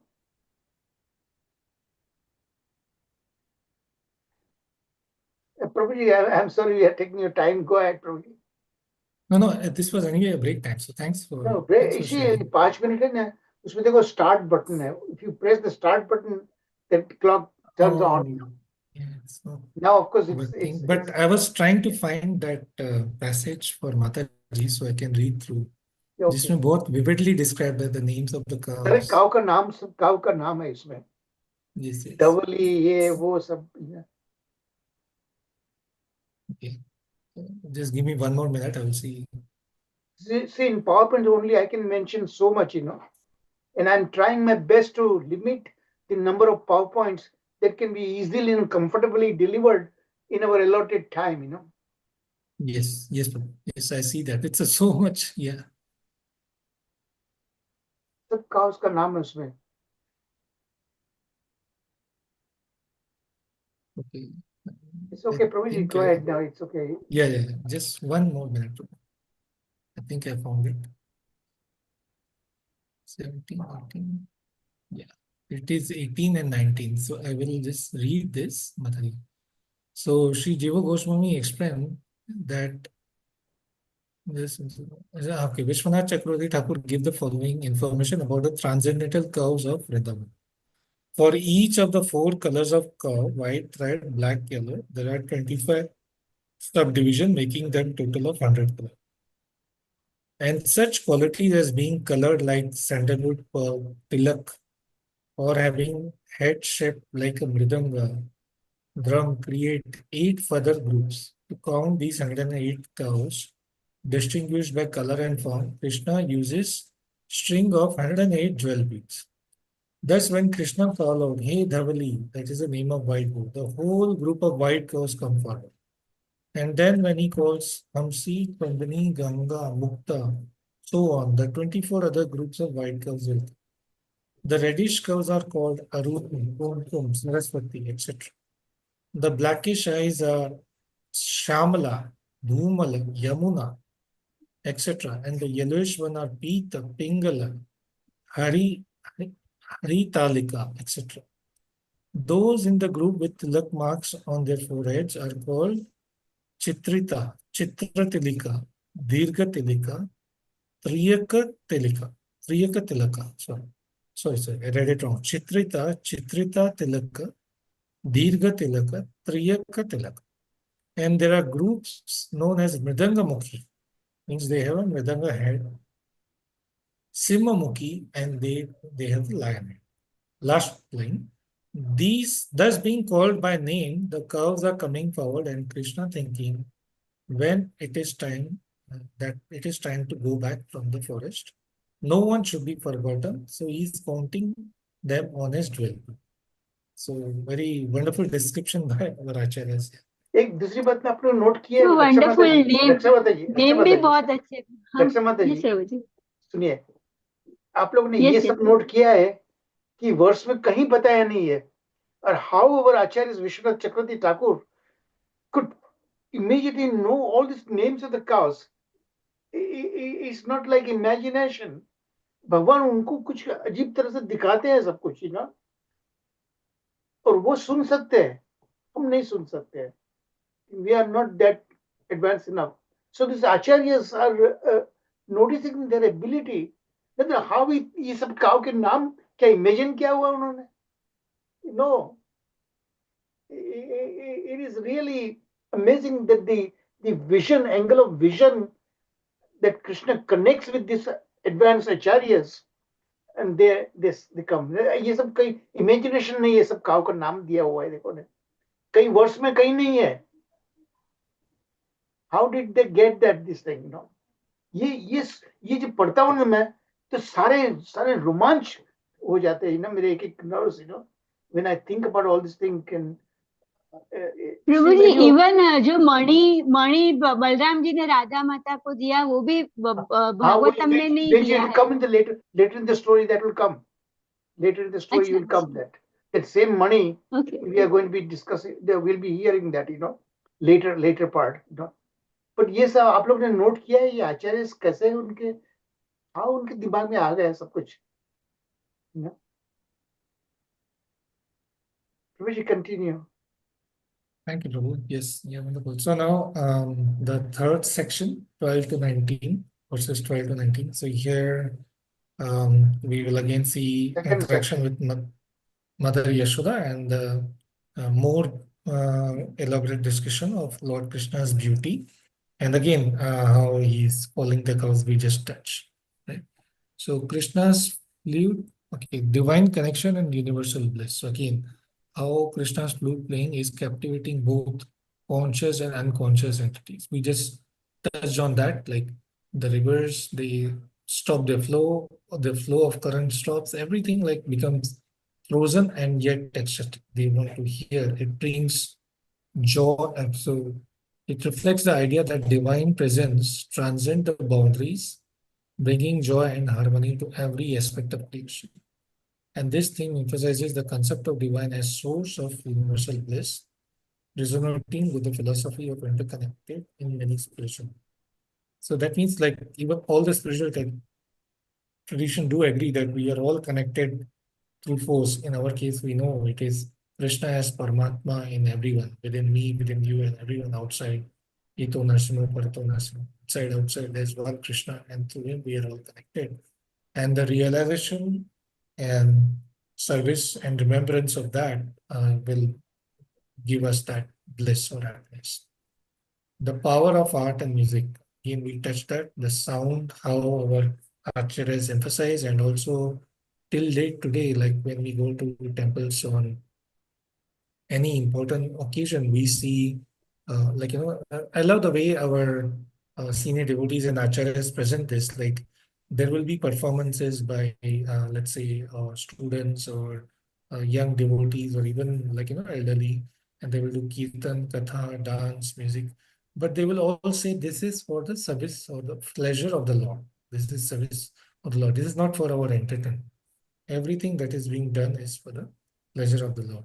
But through these art, music, and all these performance, all this they like, you know, stick in our consciousness, and they create this new samskar or new memories, and they wipe out the old one. Just like in our classes also, like Lalita Mataji, you just sang that wonderful Ashtakam today, or the prayers, and all of you like Santa Mataji. They when we hear that, it sticks with us, and hopefully the more we repeat, the more it stays. And as I always think, there is some faith and hope that when we leave our body, one of those tunes stick, and then we're done. And we are successful. Because as Srila Prabhupada said, no matter what we do, the key exam is when death comes, what are we doing? What are we thinking? That is the test, the final test. So Krishna will help us, and all we need to do is just keep listening to this tune and vibrating the divine name again. Separation strengthens longing. Again, we've gone through this many times. The gopis' expression of longing for Krishna reflect the philosophical concept of Vipra, the pain of separation from the Lord. So in that pain, they can think of Krishna more deeper. I really am inspired by that lesson you gave, Prabhuji, the Swarsky meditation, how strong it is. So with that, we can also hope to achieve progress, or at least get better day by day. Nature reflects the divine, and then this description of the cloud, deer, cows responding to Krishna illustrate the idea that nature is imbued with divine qualities. So, like our Vedic culture gives everything as thinks of everything as a personality or living. Like it's not like the trees are non-living. The whole concept comes from here that everything, like from a small um, insect or anima or like that bacteria to the plants, they all have this consciousness in different um, stages. So there is existence of consciousness or feeling in different stages. However, through this divine sound, everyone gets attracted. So this resonates with the philosophies that view nature as manifestation of divine presence, and it invites contemplation on the sacredness of the natural world and encourages the relationship with it. Like I mean, again, thinking about this, there have been so many cases. We see interaction of Srila Prabhupada with so many material scientists, how he has convinced them that there is a presence of divine. You cannot have, um, like, for example, there was a discussion, I remember somewhere, mention of Einstein also going and convincing someone that, okay, I made this model and it came up automatically. So if a small model cannot come automatically, so how can the world come? I think we are way beyond all that. We know there is existence of Lord. We know who the Lord is, and that's why we are here. But the point here is there is what we are trying to study is how we enhance and strengthen our faith in realization and remembrance of the Lord and service of the Lord. Continuing, duality of experience. The dual nature of Krishna's influence, his ability to soothe the earth while simultaneously igniting passion in the gopis. So there are a few things here, like two things. One is whatever Krishna does, it has like multitask or it has a multiple impact. Be it the war of Kurukshetra, be it like moving from Vrindavan to not moving, but the Braj Leela and Mathura Leela we will hear now. So all of these have multiple goals Krishna achieves with one act, and also it is never straightforward with the Lord Krishna. He, as we have seen many times, he might say one thing, but in essence, it might be something different. Like we see that he tells Arjuna, okay, go ahead and kill Ashwatthama. But actually, he did not want him to, kill or hit his body, but he just wanted him to kill in such a way that he is punished but not killed and alive for his mother. So that's a duality always. And herein, through his influence, as we saw, he soothes the earth at the same time that it ignites the passion in the gopis. They feel the separation, but that's also highest level of the bliss. This duality reflects the philosophical concept of interplay between material and spiritual realms. And it suggests that the divine love encompasses both tranquility and intense emotion. So, going through the spiritual process, it's not just everything. I mean, actually, everything is blissful, but we are not, because we are not at that level, we will see some challenges as well, especially in my case, I can say detachment from the, how do we get detached from the material, this um, longings, fear, anxiety, jealousy, all that. How do you get away from that? Shedding away the false ego and keeping ourselves in the true ego will be the challenge. It suggests that divine love encompasses, we covered that, and inviting devotees to embrace full spectrum of human experience in the spiritual realm. That's it. And then identity and recognition. I think we covered this earlier, that how the demigods, they think of themselves as a female and they get attracted as well. So each soul is valued in the eyes of divine. So we just saw that the deer, the cow, Brahma, Shiva, everyone is attracted to the Lord. But for Krishna, everyone is valued, and he helps all of us. Transformation through devotion. So we just saw that the gopis' transformation from ordinary cowherd girls to the devoted lovers of Krishna. Illustrate the power of devotion to elevate. This theme emphasizes philosophical notion that through love and devotion, individuals can transcend their limitation, and experience a deeper reality.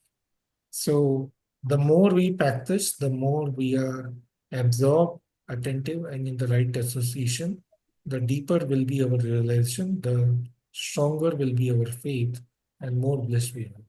Now, within these verses, there was also a very, there were many, many points, but one that again take away or hit me was also about the mention of Tulsi, right? So Tulsi, when Lord Krishna goes and takes bath into the river, and then the aroma of Tulsi is spread across. Generally, they say that this Tulsi is non-aromatic in the material sense. It's non-aromatic, but actually only those who are transcendently, advanced, they can get that flavor of tulsi, or they can have that smell, and that transforms. And that we have seen, like in the case of these the four Kumar who go to uh, the Vaikuntha Lok, and they are actually not devotees, but just by the fragrance of the tulsi, they are immediately transformed. So that's the mention over there. That was very, very attractive. So description of cloud, deer, cows responding to Krishna illustrate the idea that nature is imbued with divine qualities, because ultimately this nature is nothing but the external nature we call, but it's coming from Krishna, and within that we can have the divine experience as well. So it resonates with the philosophy that we view nature as manifestation of divine presence, exactly what it said. Yeah, it invites contemplation and sacredness of the nature and encourages the relationship with it. As in, like, yes, within this material nature, there are these three guna, sattva, rajo, tamo, they are there, but they intact as long as we are not in touch with Krishna through his devotees or through the service. As long as we engage in service of the Lord, as soon as we engage, and so long as we are engaged in the service, then the other aspects of the material energy or material nature, to the extent we are engaged, to that extent they become we become immune to them. The final section, 20 to 26 verses, this is deep emotional connection between Krishna and the gopis, as well as Mother Yashoda's concern for her son. So now it is late evening. Krishna has still not returned back home. So Mother Yashoda is very, very uh, eager, intent, just like all the mothers. They are very always like the only true love, as they say, you get is through the mother. That's just one of the selfless love we can get. So she's very eager, and then all the gopis are around. They are giving Mother Yashoda different reason. Like, don't worry, mother. He's on the way. He will be soon, and now he will be collecting all the cows. Despite of that, at some point, Vishwanath Chakravarti Thakur explains in the Sarar Darshini that Mother Vishwanath becomes so this thing that she feels that, maybe something has happened to my child. Now I don't want to stay. I will kill myself and all. Then all of them, they become very um, anxious, and then they say, no, mother, please stay. And then they tell one of the tallest girl to go on the terrace or the watchtower, and then she narrates, okay, Krishna is coming in. Then they also convince Mother Yashoda by telling her that, hey, you know what? Maybe on the way, all these Brahma and other demigods, they are offering praise to the Lord. That's why he's delayed. Your Krishna is so great. So that's how the conversation is. Finally, then Krishna comes back to back, and they are all very jubilant, and they offer all the flower, although his clothing is become dusty with all the dust, but he does not discard that. He accepts the new. He doesn't want to give away everything. That's his affection.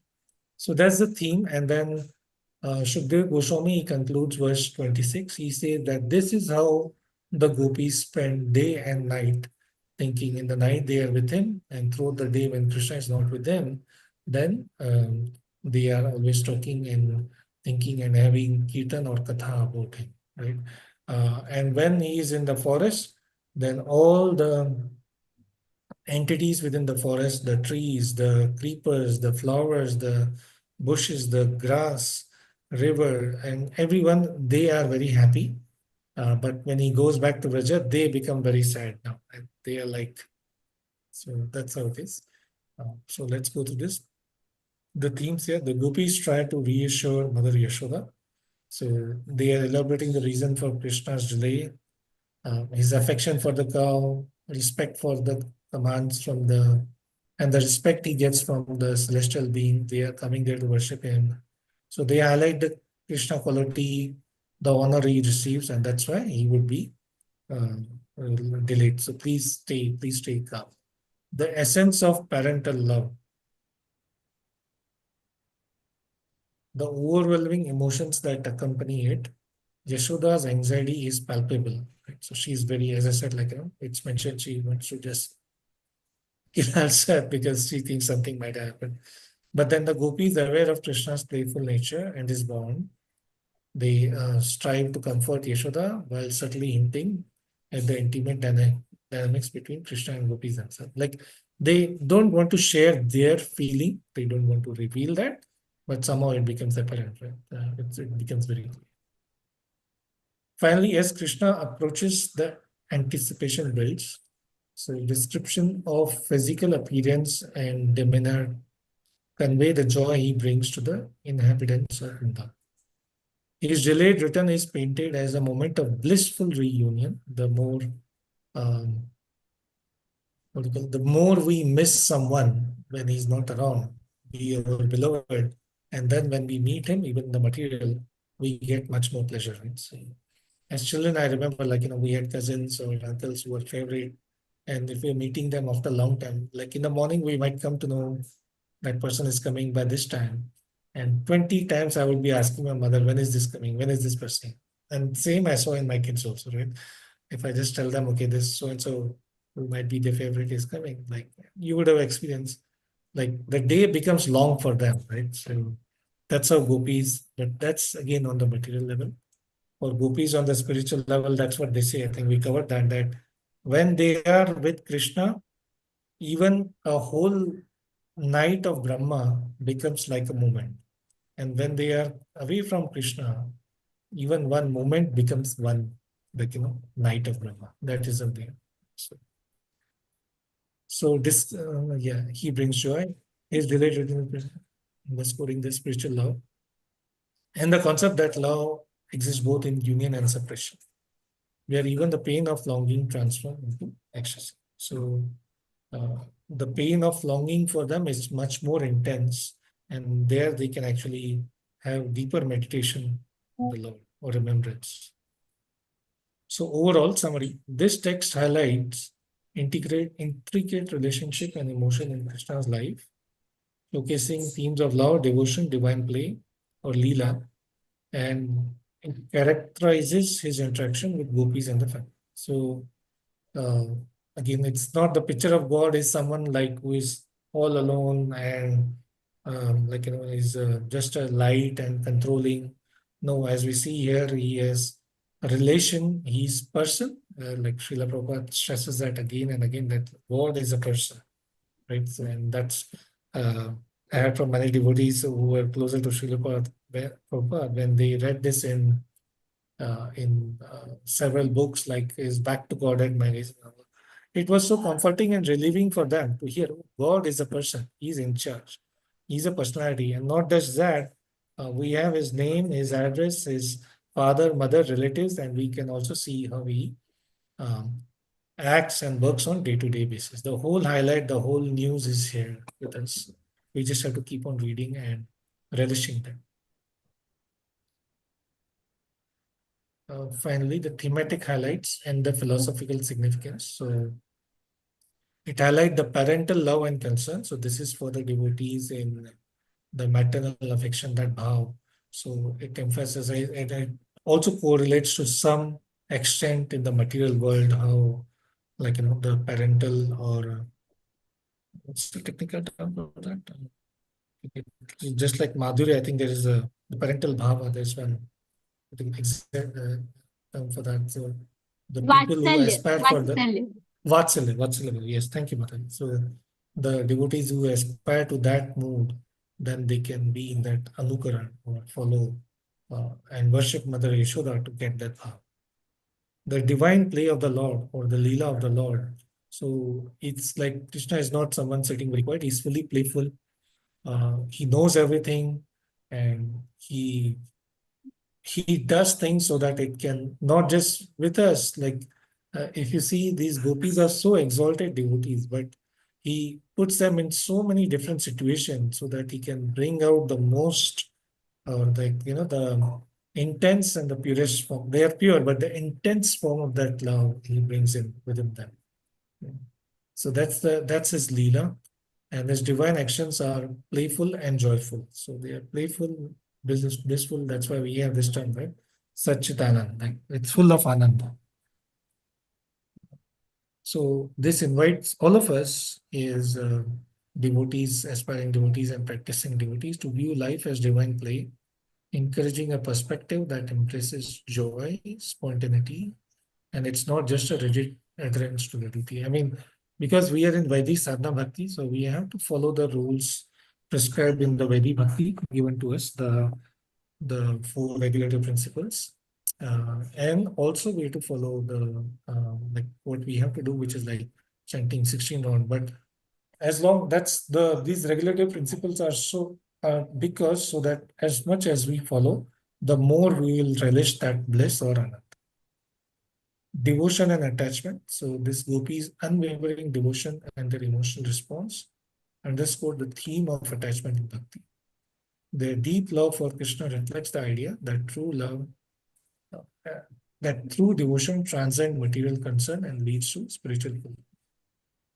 Philosophically, the takeaway for us is the path to liberation is through deep emotional connection and surrender. So we have to surrender to the instructions that our Guru Maharaj and our Srila Prabhupada gave us. And what does that surrender means is that we execute the instructions given to us faithfully and earnestly to the sincerity possible we can.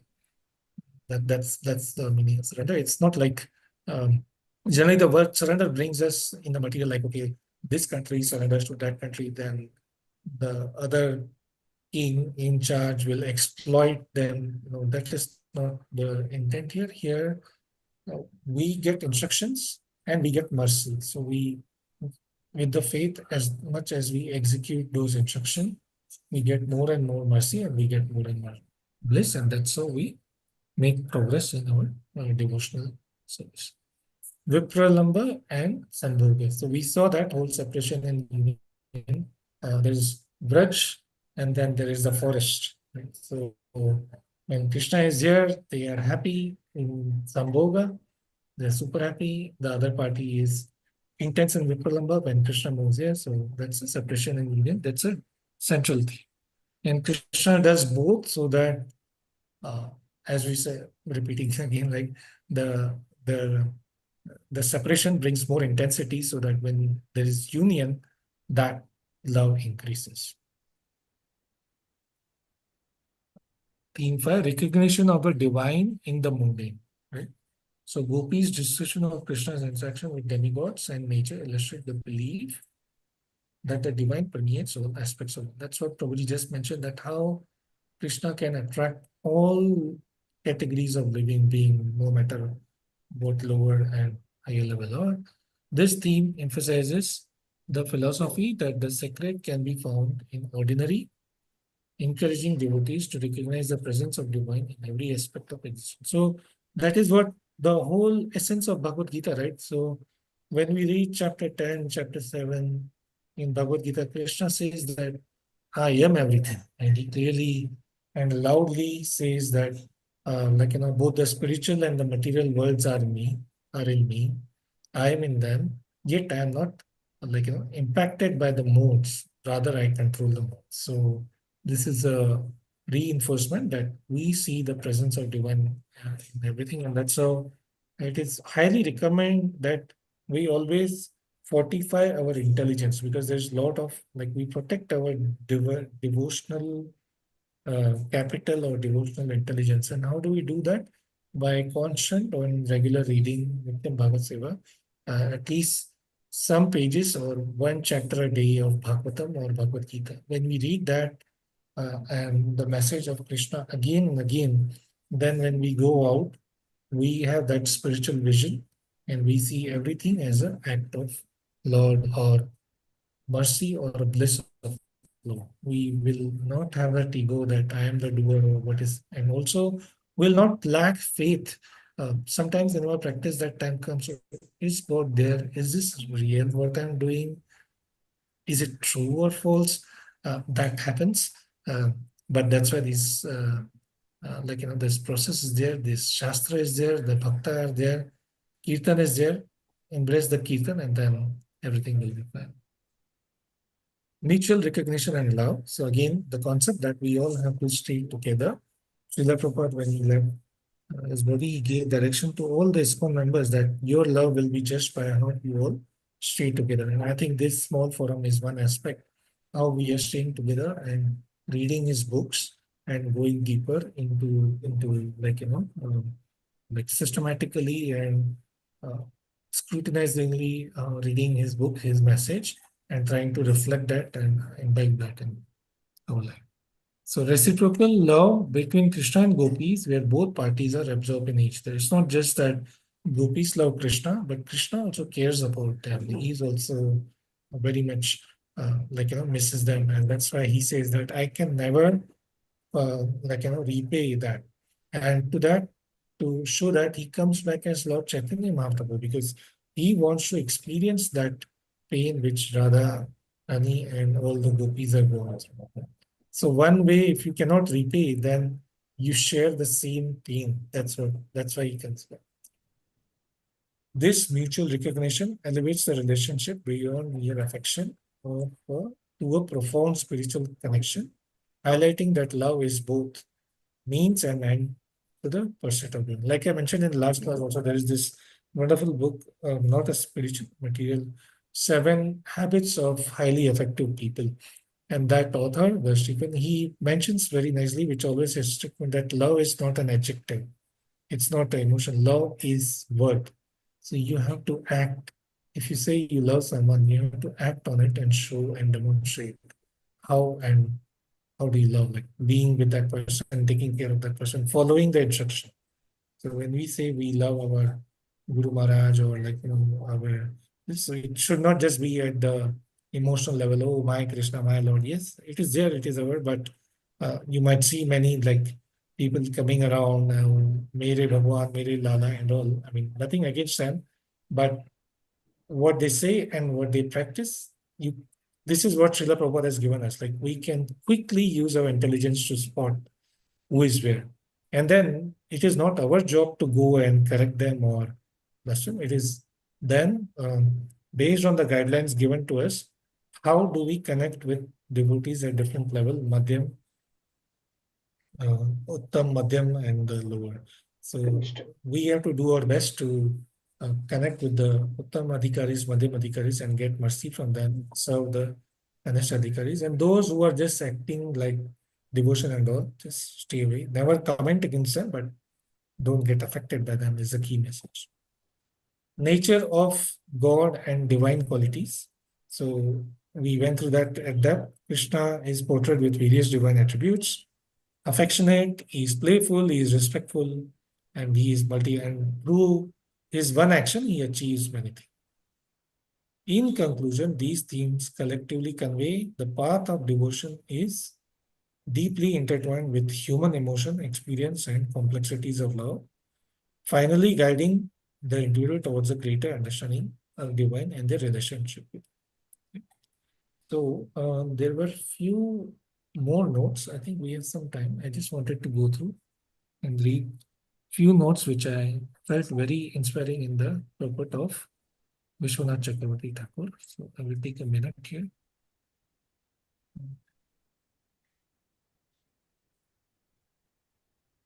Let's bring that.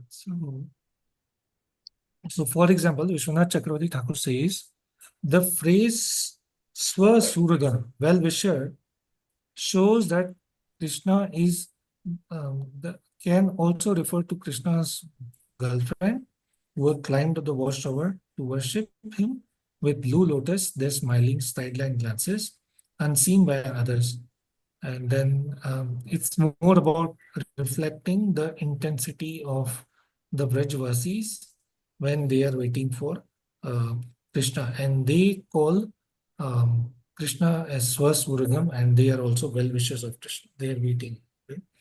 And they say Krishna's face was slightly flushed like a ripe badri fruit due to thirst, hunger, and fatigue from wandering in the forest. So this is their understanding. Actually, Krishna is divine, right? Or Krishna's face was flushed due to experiencing prolonged separation from his dear gopis. This is anubhava, a symptom of ecstasy. His tender cheeks were illuminated with effulgence of his trembling golden earrings. So there is very wonderful technical words. And then also when Krishna is standing on the mountain and then he's playing his flute, he is compared to the cloud, right? He's the cloud. And then his earrings and all his paraphernalia, they are compared to the thunderstorm.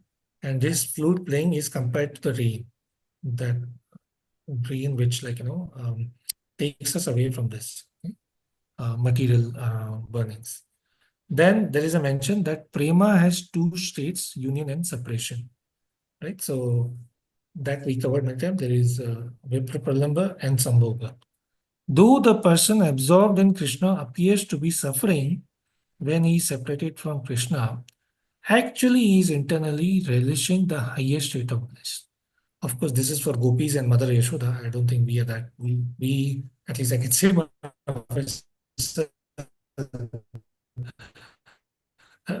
if I don't see it. On the spiritual platform, the so-called pain of separation is simply a different variety of transcendental ecstasy. Thus, pure love for God is the crown jewel of all goals of human endeavor. This is the final concluding word from Sukdev Goswami and Vishwanath Thakur. And this is our goal as well, Krishna Prem, which is the crown jewel of all the goals of our endeavor. So that should be very clear within our mind, heart, and probably, as you say always, we should have that.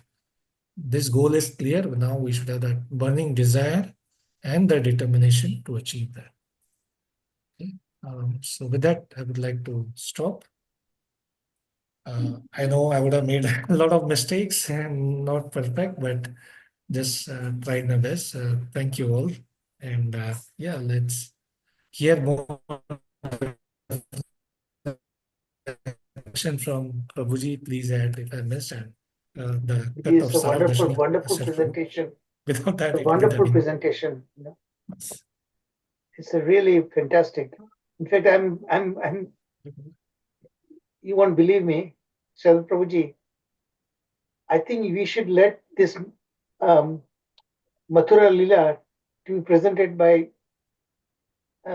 these devotees rather than ourselves. You know, let's rethink about it, okay? Because they're making remarkable progress. In Sanjeev Prabhu, I noticed remarkable progress. You know, Samata Mataji, others, Archana Mataji. Archana Mata is not feeling well, of course, but others. I'm rethinking that assigning Mathura Leela to be presented by them. You know, let's meditate on that, okay? And it's their choice, of course. You know, their choice how they want that. You know. Sanjeev Prabhu, so meditate on that. Think about it. If you like to, any particular topic in Mathura Leela, please let me know. Okay. Sure, let's go through. Yes, that's an opportunity. Why would I miss? I have presented that. Mathura Leela. Did you see that table? Yes. I showed you that. Yes, So any particular class you want to give is your choice. Okay. I'm inviting everyone. I will go through the dates. I will share the dates. Raksha Mataji. हाँ प्रभु जी कहाँ गए आप? कहाँ गए? खो गए क्या? અહીંયા છું ना ना અહીંયા છું प्रभु जी मैंने कहा कृष्णपुरम में खो गई है नहीं माता जी आप भले हिंदी में बोलिए मगर आपके मुंह से सुनना है मुझे तो select a particular topic okay in that the Sure. table आपने देखा वो टेबल मैंने बनाया था आप yes प्रभु जी. तो એમાં I तो have seen. कोई भी તમે ચૂઝ કરશો ને તો તમારા મોઢે સાંભળવાની और भी बहुत बहुत प्रिय लागશે Oh Prabhu ji, thank you so Really? much for opportunity. ભલે તમે We હિન્દીમાં will બોલો try our પણ best. મજા આવશે Sure Okay. Prabhu ji, I will try So- my best.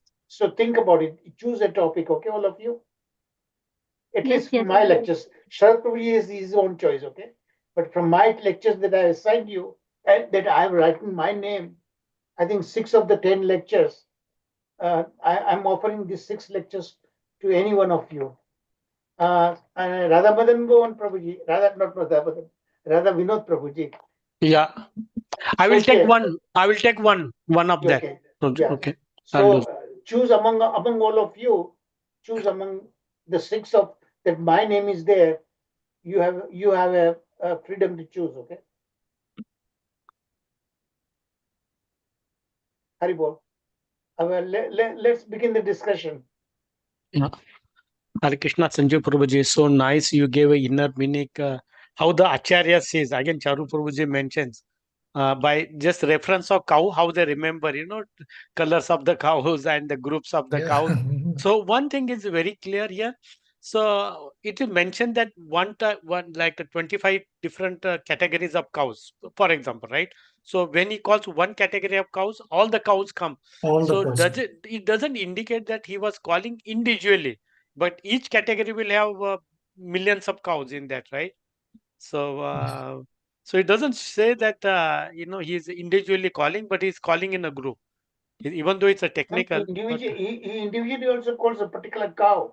तो सबका नाम है धवली ये सबका नाम है ना कि जब ये और फ्लूट की म्यूजिक में बताते हैं then that particular cow will come forward so that is the one. Second thing, again that came that say Yamuna river, Yamuna, right? So name of Yamuna as well as the cow's name also Yamuna, right? Is that is the understanding there or Yes, that's clearly that is the mentioned. understanding? But yes, So Vishwanath Chakravarti Thakur. I will So when try the to flute was find. played, what will come? The both cows, the Yamuna will flow reverse direction, and the no cows will also come. उसके music में उसके flute में वो एक अजीब चीज जिसके लिए कहा जाता है वही आएगा आगे because Okay. each of them even the rivers and mountains they are living entities so that means they have individual souls so he is connecting with himself with the individual soul वो हर एक soul का नाम है तो भले वो same नाम होगा वो उसी सोल पे he is going to connect he is going to communicate with that Yeah, because some places are mentioned, Prabhuji, right? Different flutes are there, and each flute is meant for different purpose. exactly. Purpose, right? One for किसी Radha, hall one में for Gopis. Yeah, like that. किसी को hall में किसी flute के hall में 6 होगा तो किसी में 10 होगा तो किसी में Correct. 100 होल ऐसा होता है ना तो वो जो बुलाते हैं वो सोल को इसी इंडिविजुअल सोल को बुलाते हैं आत्मा को बुलाते हैं भगवान का जो रिलेशनशिप है आत्मा के साथ है ये देखो when he addresses the trees and how the trees react that particular branch bends when he talks to that and offer as if paying an obeisance like that Yeah, so amazing to see. Yeah, go ahead, Prabhuji. Prabhuji, I would just read this. So this is, thank you, Sir Prabhu, for sharing this.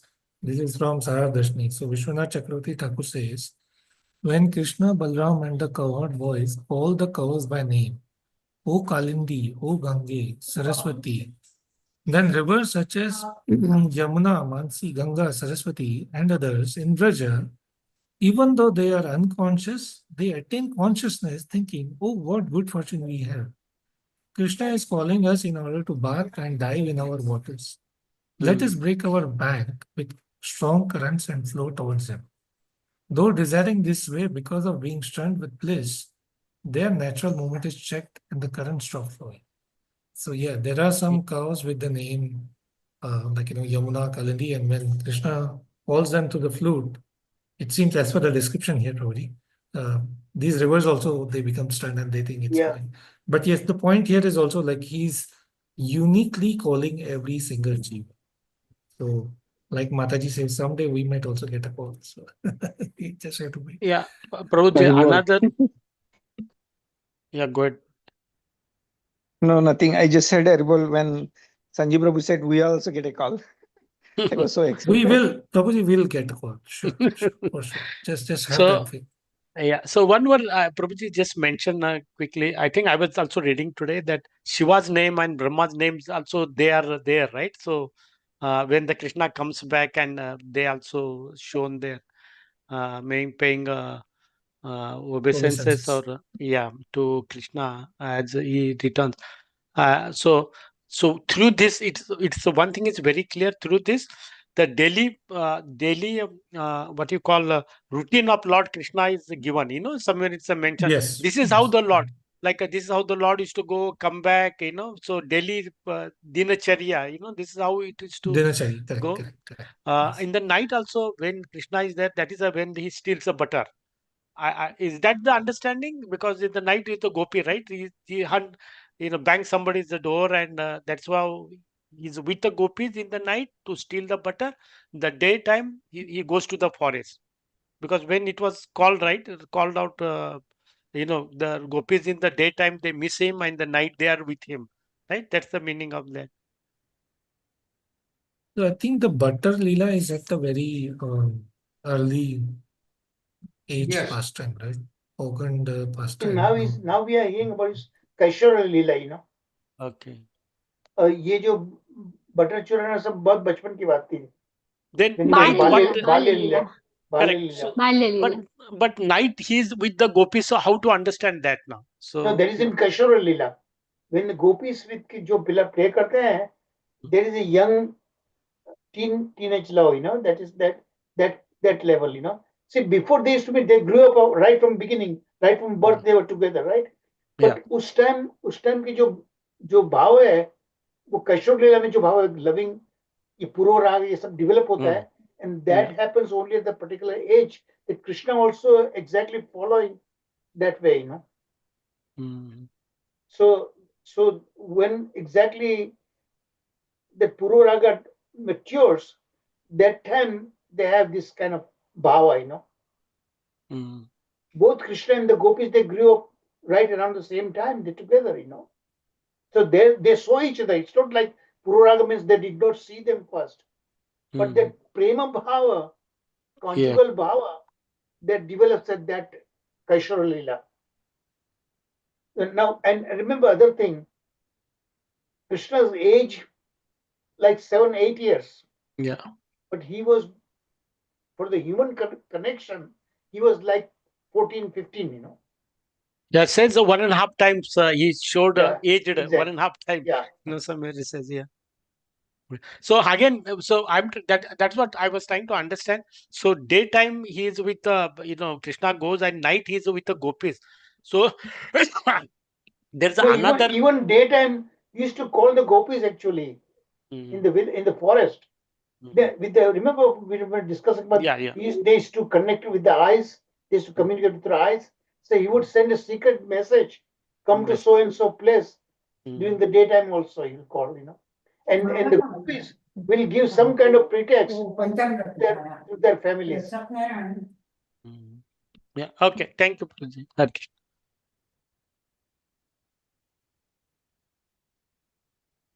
પ્રભુજી વેણુ ગીતમાં અને યુગલ ગીતમાં શું ફરક છે?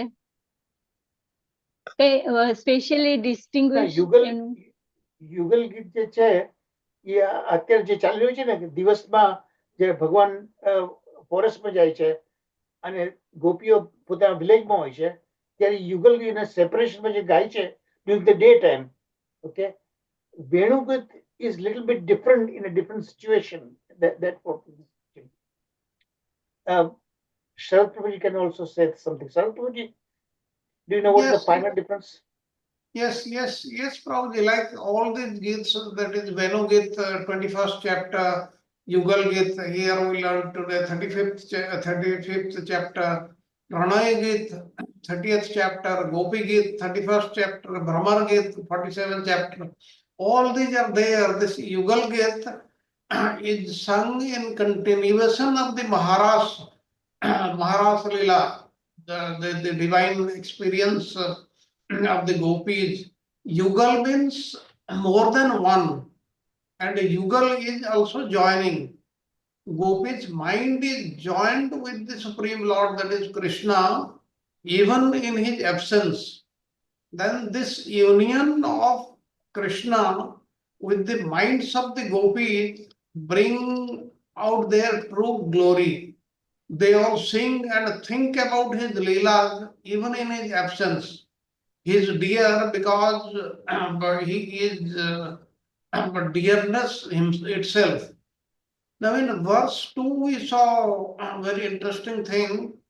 He rests his left cheek on his left arm and makes his eyebrows dance. What is the meaning of this? And the playing of the flute is actually done in 5 ways. Towards the right side of the face, towards the left side of the face, both the sides, that is left and right, the upper side and the lower side. And in his vision, if his vision is tilted toward the left side, it inspires love and attachment on the part of the gopis to our Lord. And if Krishna's vision is tilted toward the right side, it inspires love and attachment for both the gopas and his the gopis.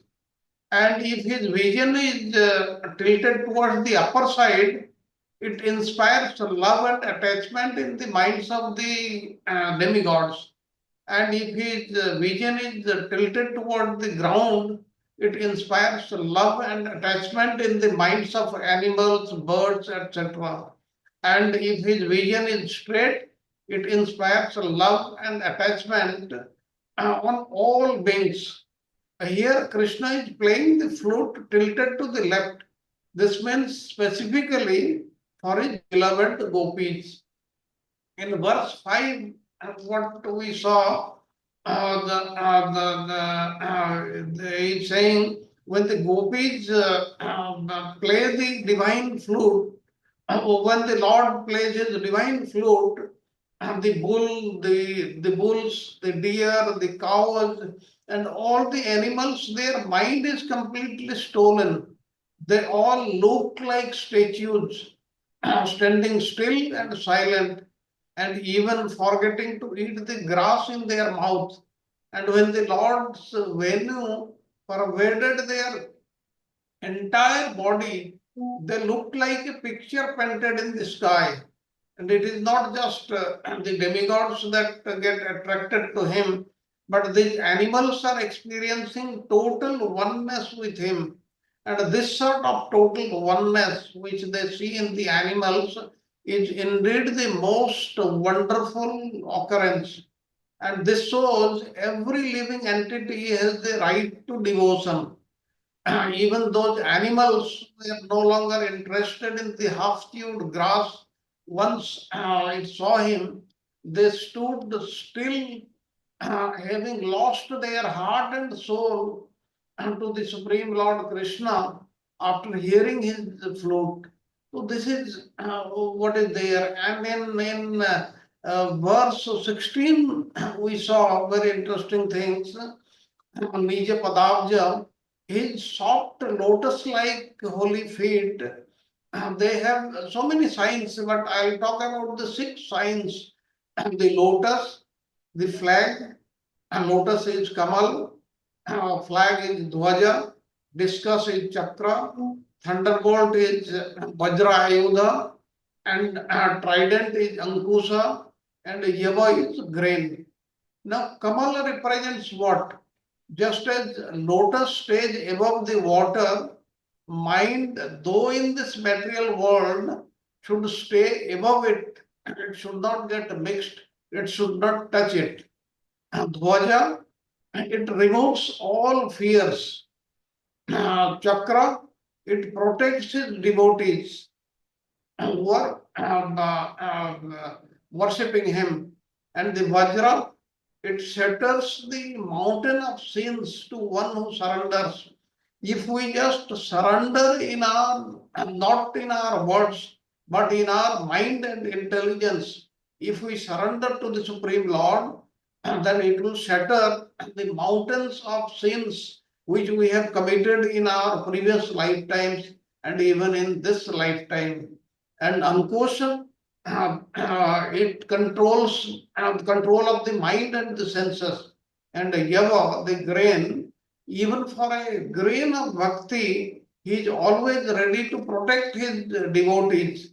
And that is what is the speciality about Lord Krishna. We have to just surrender to him, and just a little surrender, he will come forward 10 steps. If we want to, if we make progress just one step, he will come 10 steps. He is most wonderful, most merciful, and that's what we have seen here. He killed all the demons, like say, we talk of Putana. Putana came to kill him only and tried all means. But when he was only 6 days, he killed Putana. Actually, killed means he actually liberated her. She went to the spiritual world. Like all the demons he killed, he liberated them. They were benefited by this killing. It is not like some other killing. That is what is the difference between anybody else killing these demons and Lord Krishna killing the demons, because he is most merciful. This aspect we should always remember in our minds. Thank you, Prabhuji.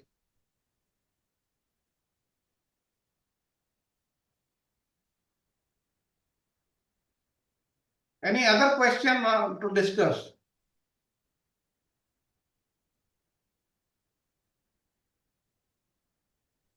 Thank you so much for the insight, Prabhu. That was, yeah, very wonderful. Thank you. Okay, then are there no more questions? Then we may conclude the class.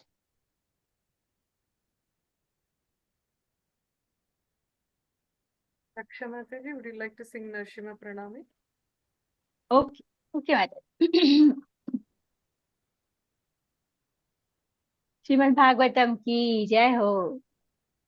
नमस्ते नरसिंहाय, नमस्ते नरसिंहाय, प्रह्लादलाददायिने,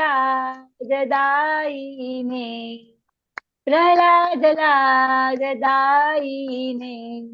हिरण्यकाशि पूर्वक्षः, हिरण्यकाशि पूर्वक्षः, शीलटङ्का नखालाये, शीलटङ्का नखालाये, तो नरसिंह परतो नरसिंह, इतो नरसिंह परतो नरसिंह, यतो यतो यामि ततो नरसिंह, यतो यतो यामि ततो नरसिंह, बहिर्नरसिंह हृदये नरसिंह, बहिर्नरसिंह हृदये नरसिंह, नरसिंहमतिं शरणं प्रपद्ये, तव करकमलवरे नाखा अद्भुत श्रृंगार, ललिता हिरण्यकशिपु तनुभृंगा, केशवधृता नरहरि रूपा, जय जगदीश हरे, जय जगदीश हरे, जय जगदीश हरे, जय हो नरसिंह देव, नरसिंह देव, नरसिंह देव, जय हो नरसिंह देव, जय हो प्रहलाद महाराज, प्रहलाद महाराज, प्रहलाद महाराज, जय हो प्रहलाद महाराज, जय जय प्रभुपाद, प्रभुपाद, प्रभुपाद, प्रभुपाद, जय जय गुरुदेव, गुरुदेव, गुरुदेव, जय जय गुरुदेव, नित्य गौरा हरि बोल, हरि बोल, हरि बोल हरि बोल। श्री श्री लक्ष्मी विघ्न विनाशक लक्ष्मी नरसिंह भगवान की जय हो। भक्त शिरोमणि प्रहलाद महाराज की जय हो। हरे कृष्णा कृष्ण कृष्ण हरे हरे, हरे राम राम राम हरे हरे। श्रीमद् भागवतम की जय हो। सर्व जय हो। डिवोटी की जय हो। प्रभु जी, as today is Hanuman Jayanti, may I recite the Hanuman Chalisa? Oh, We please have go time ahead. little. Yeah, we have a lot of time. We have about 7-8 minutes. Yes, yes, प्रभु जी। हनुमान जयंती की जय हो, हनुमान दादा की जय हो। श्री गुरु चरण सरोज रज निज मन मुकुर सुधार, बरनव रघुवीर बिमल जसु जो दायक फल चारी। बुद्धिहीन तनु जानिके सुमिरो पवन कुमार, बल बुद्धि विद्या देहु मोहि हरहु कलेश विकार। जय हनुमान ज्ञान गुण सागर, जय कपीश तिहु लोक उजागर। राम दूत तुलित बल धामा, अंजनी पुत्र पवन सुत नामा। महावीर विक्रम बजरंगी, कुमत निवार सुमति के संगी। कंचन बरन विराज सुबेसा, कानन कुंडल कुंचित केसा। हाथ वज्र और ध्वजा विराजे, कांधे भूज जनेऊ सांची। शंकर सुवन केसरी नंदन, तेज प्रताप महाजगबंदन। विद्यावान गुणी अति चातुर, राम काज करिबे को आतुर। प्रभु चरित्र सुनिबे को रसिया, राम लखन सीता मन बसिया। सूक्ष्म रूप धरि सिंह दिखावा, विकट रूप धरि लंक जरावा। भीम रूप धरि असुर सहारे, रामचंद्र जी के काज सवारे। लाए सजीवन लखन जियाए, श्री रघुवीर हरि सुर लाए। रघुपति किन्ही बहुत बड़ाई, तुम मम प्रिय भरत सम भाई। सहस्र बदन तुम्हारो जस गावे, यश गावे अस कहि श्रीपति कंठ लगावे। सनकादिक ब्रह्मादि मुनीसा, नारद सारद सहित अहिसा। यम कुबेर दिगपाल जहाँ ते, कभी कोविद कही सके कहाँ ते। तुम उपकार सुग्रीव किन्हा, राम मिलाए राजपत दीन्हा। तुमरो मंत्र विभीषण माना, लंकेश्वर भय सब जग जाना। जुग सहस्र जो जन पर भानु, लील्यो ताहि मधुर फल जानू। प्रभु मुद्रिका मेली मुख माही, जल दिलांदि गए अचरज नाही। दुर्गम काज जगत के जेते, सुगम अनुग्रह तुम्हारे तेते। राम दुआरे तुम रखवारे, होतन आज्ञा बिन पैसारे। सब सुख लहे तुम्हारी सरना, तुम रक्षक काहू को डरना। आपन तेज समारो आपे, तीनों लोक हांकते कापे। भूत पिचाच निकट नहीं आवे, महावीर जब नाम सुनावे। नासे रोग हरे सब पीरा, जपत निरंतर हनुमंत वीरा। संकट ते हनुमान छुड़ावे, मन क्रम वचन ध्यान जो लावे। सब पर राम तपस्वी राजा, तिनके काज सकल तुम साचा।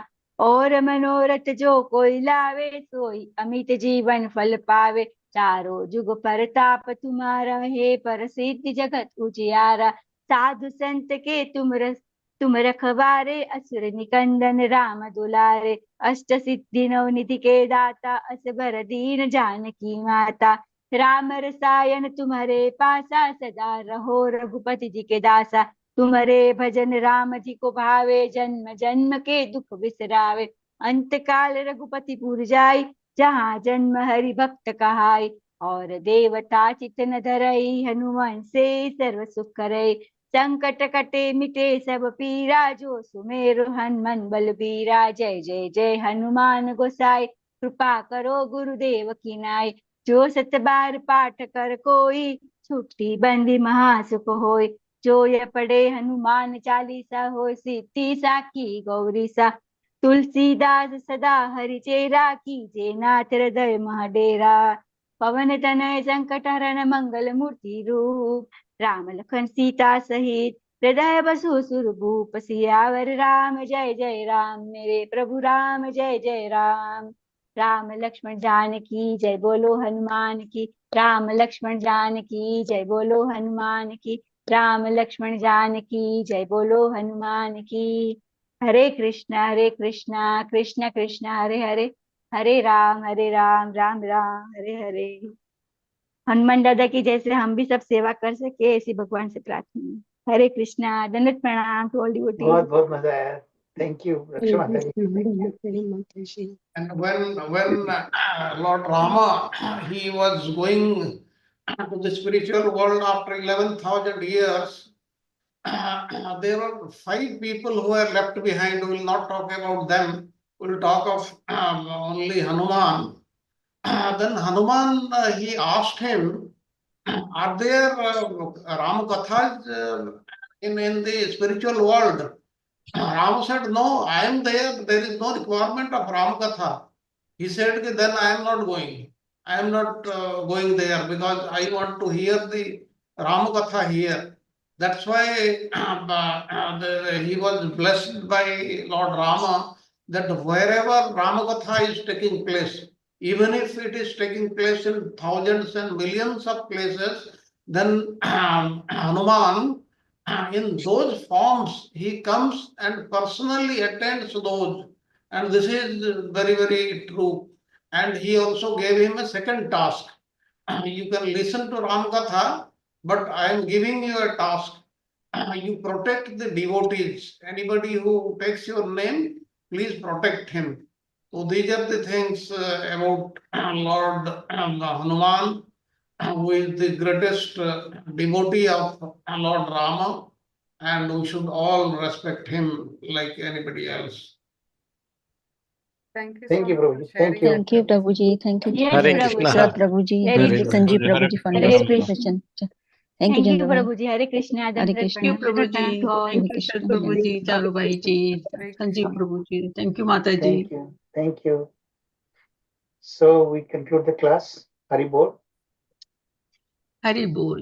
Hari Bol, Prabhuji. So tomorrow we are Hari going to have another class, right? Yes. Sanjeev Prabhu is giving. Yes, yes, Sanjay Prabhuji is taking. Okay, Sanjeev Prabhuji, see you tomorrow. Thank you, Prabhu. Thank you all. See you all tomorrow. Thank you for the opportunity, Prabhu. Hari Bol. Thank you, Prabhuji, for the excellent class. Thank you, Prabhu.